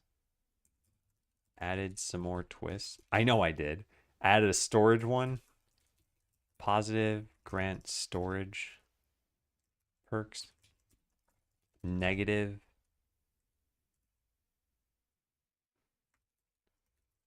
Added the grant storage. Added positive twist that grants storage. Buffed fish give money. What else did we do? Fix a bug with a fishing pond.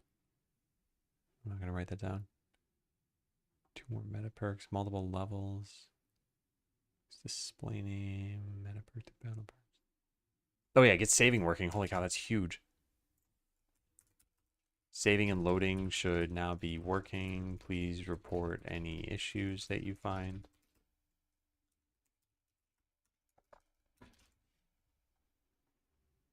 Change title screen. Oh yeah.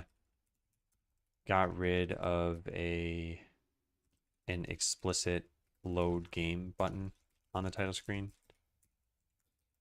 You now load a game by picking the mode you want to play.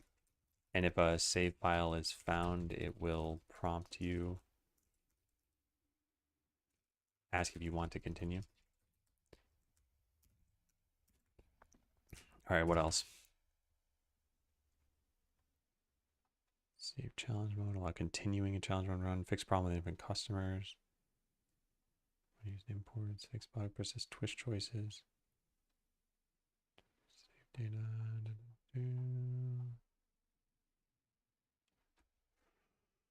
Wow.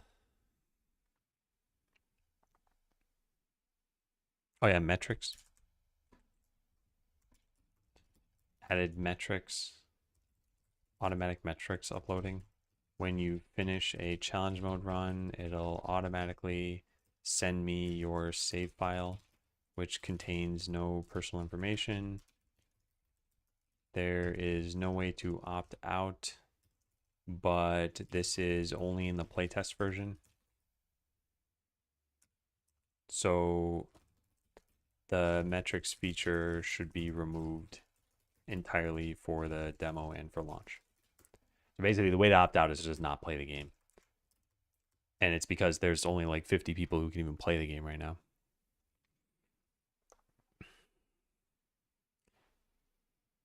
Code all the difficulty levels.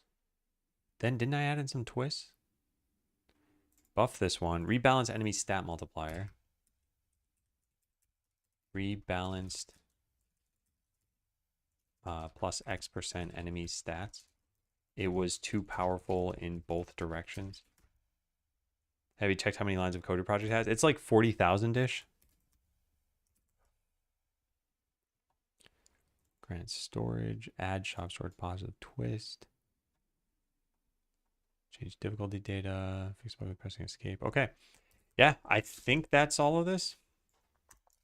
Try the new challenge mode. See if the overall changes are good. If so, we can just fix / polish some things rather than overhaul the entire mode again. Atypical. Thank you, thank you. All right, so revamp challenge mode, added meta perks. You earn reputation as you complete runs. Rep automatically converts into perk points. There is no way to lose. You can only fail to get a medal, which means you won't unlock the next difficulty level.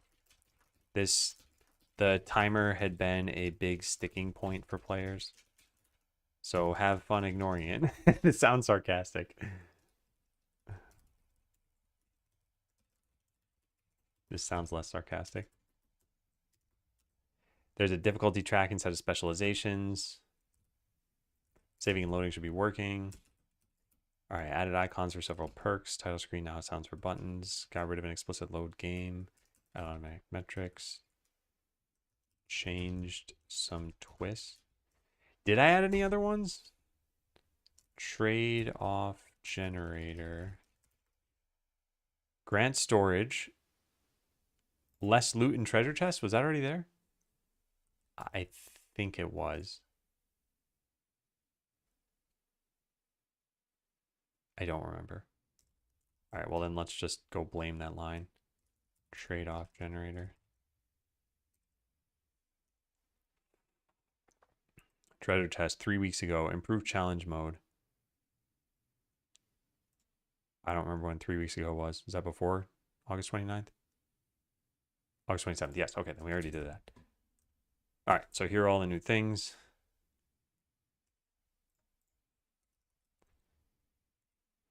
I need to give even more money.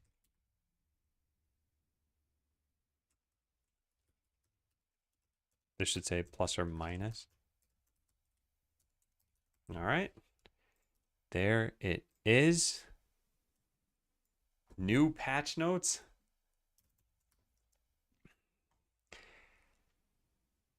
Oh, okay, so as mentioned, anyone who already has access to the playtest, please do let me know if you finish a run. In fact, let me say this here. Hey everyone, I just pushed a new version that overhauls challenge mode. Can anyone who completes a run just like ping me here so that I can make sure the metrics server is working? There we go. Even the tutorial counts. Man, okay, well, that was a productive stream. In fact, I don't even know if I should do an afternoon stream. Push this to playtesters.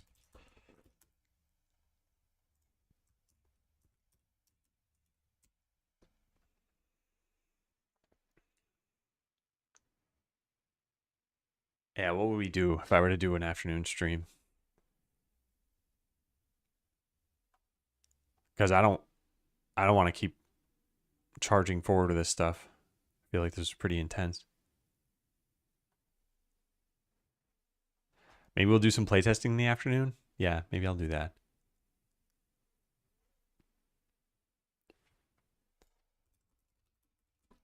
Keep playtesting. Yeah, it'll be nice to just kind of relax for a bit. I still want to write down my observations and everything. Hopefully everything's working. I could even do this. I can even do this using the public version so that I can't cheat and so that metrics get uploaded. You could fix the auto buy cases not going to the correct adventure. Yeah, there's a lot of those sorts of little bugs I could fix. To be honest, I don't think it's a big deal because that's not even in challenge mode. You can't auto buy in challenge mode. You can only manually purchase. So yeah, I don't think it should matter. Also, now that I think about it, I think I did some. Whoops, that's not it. I think I did some work to get this to work for free treasure chests. Maybe I can reuse that.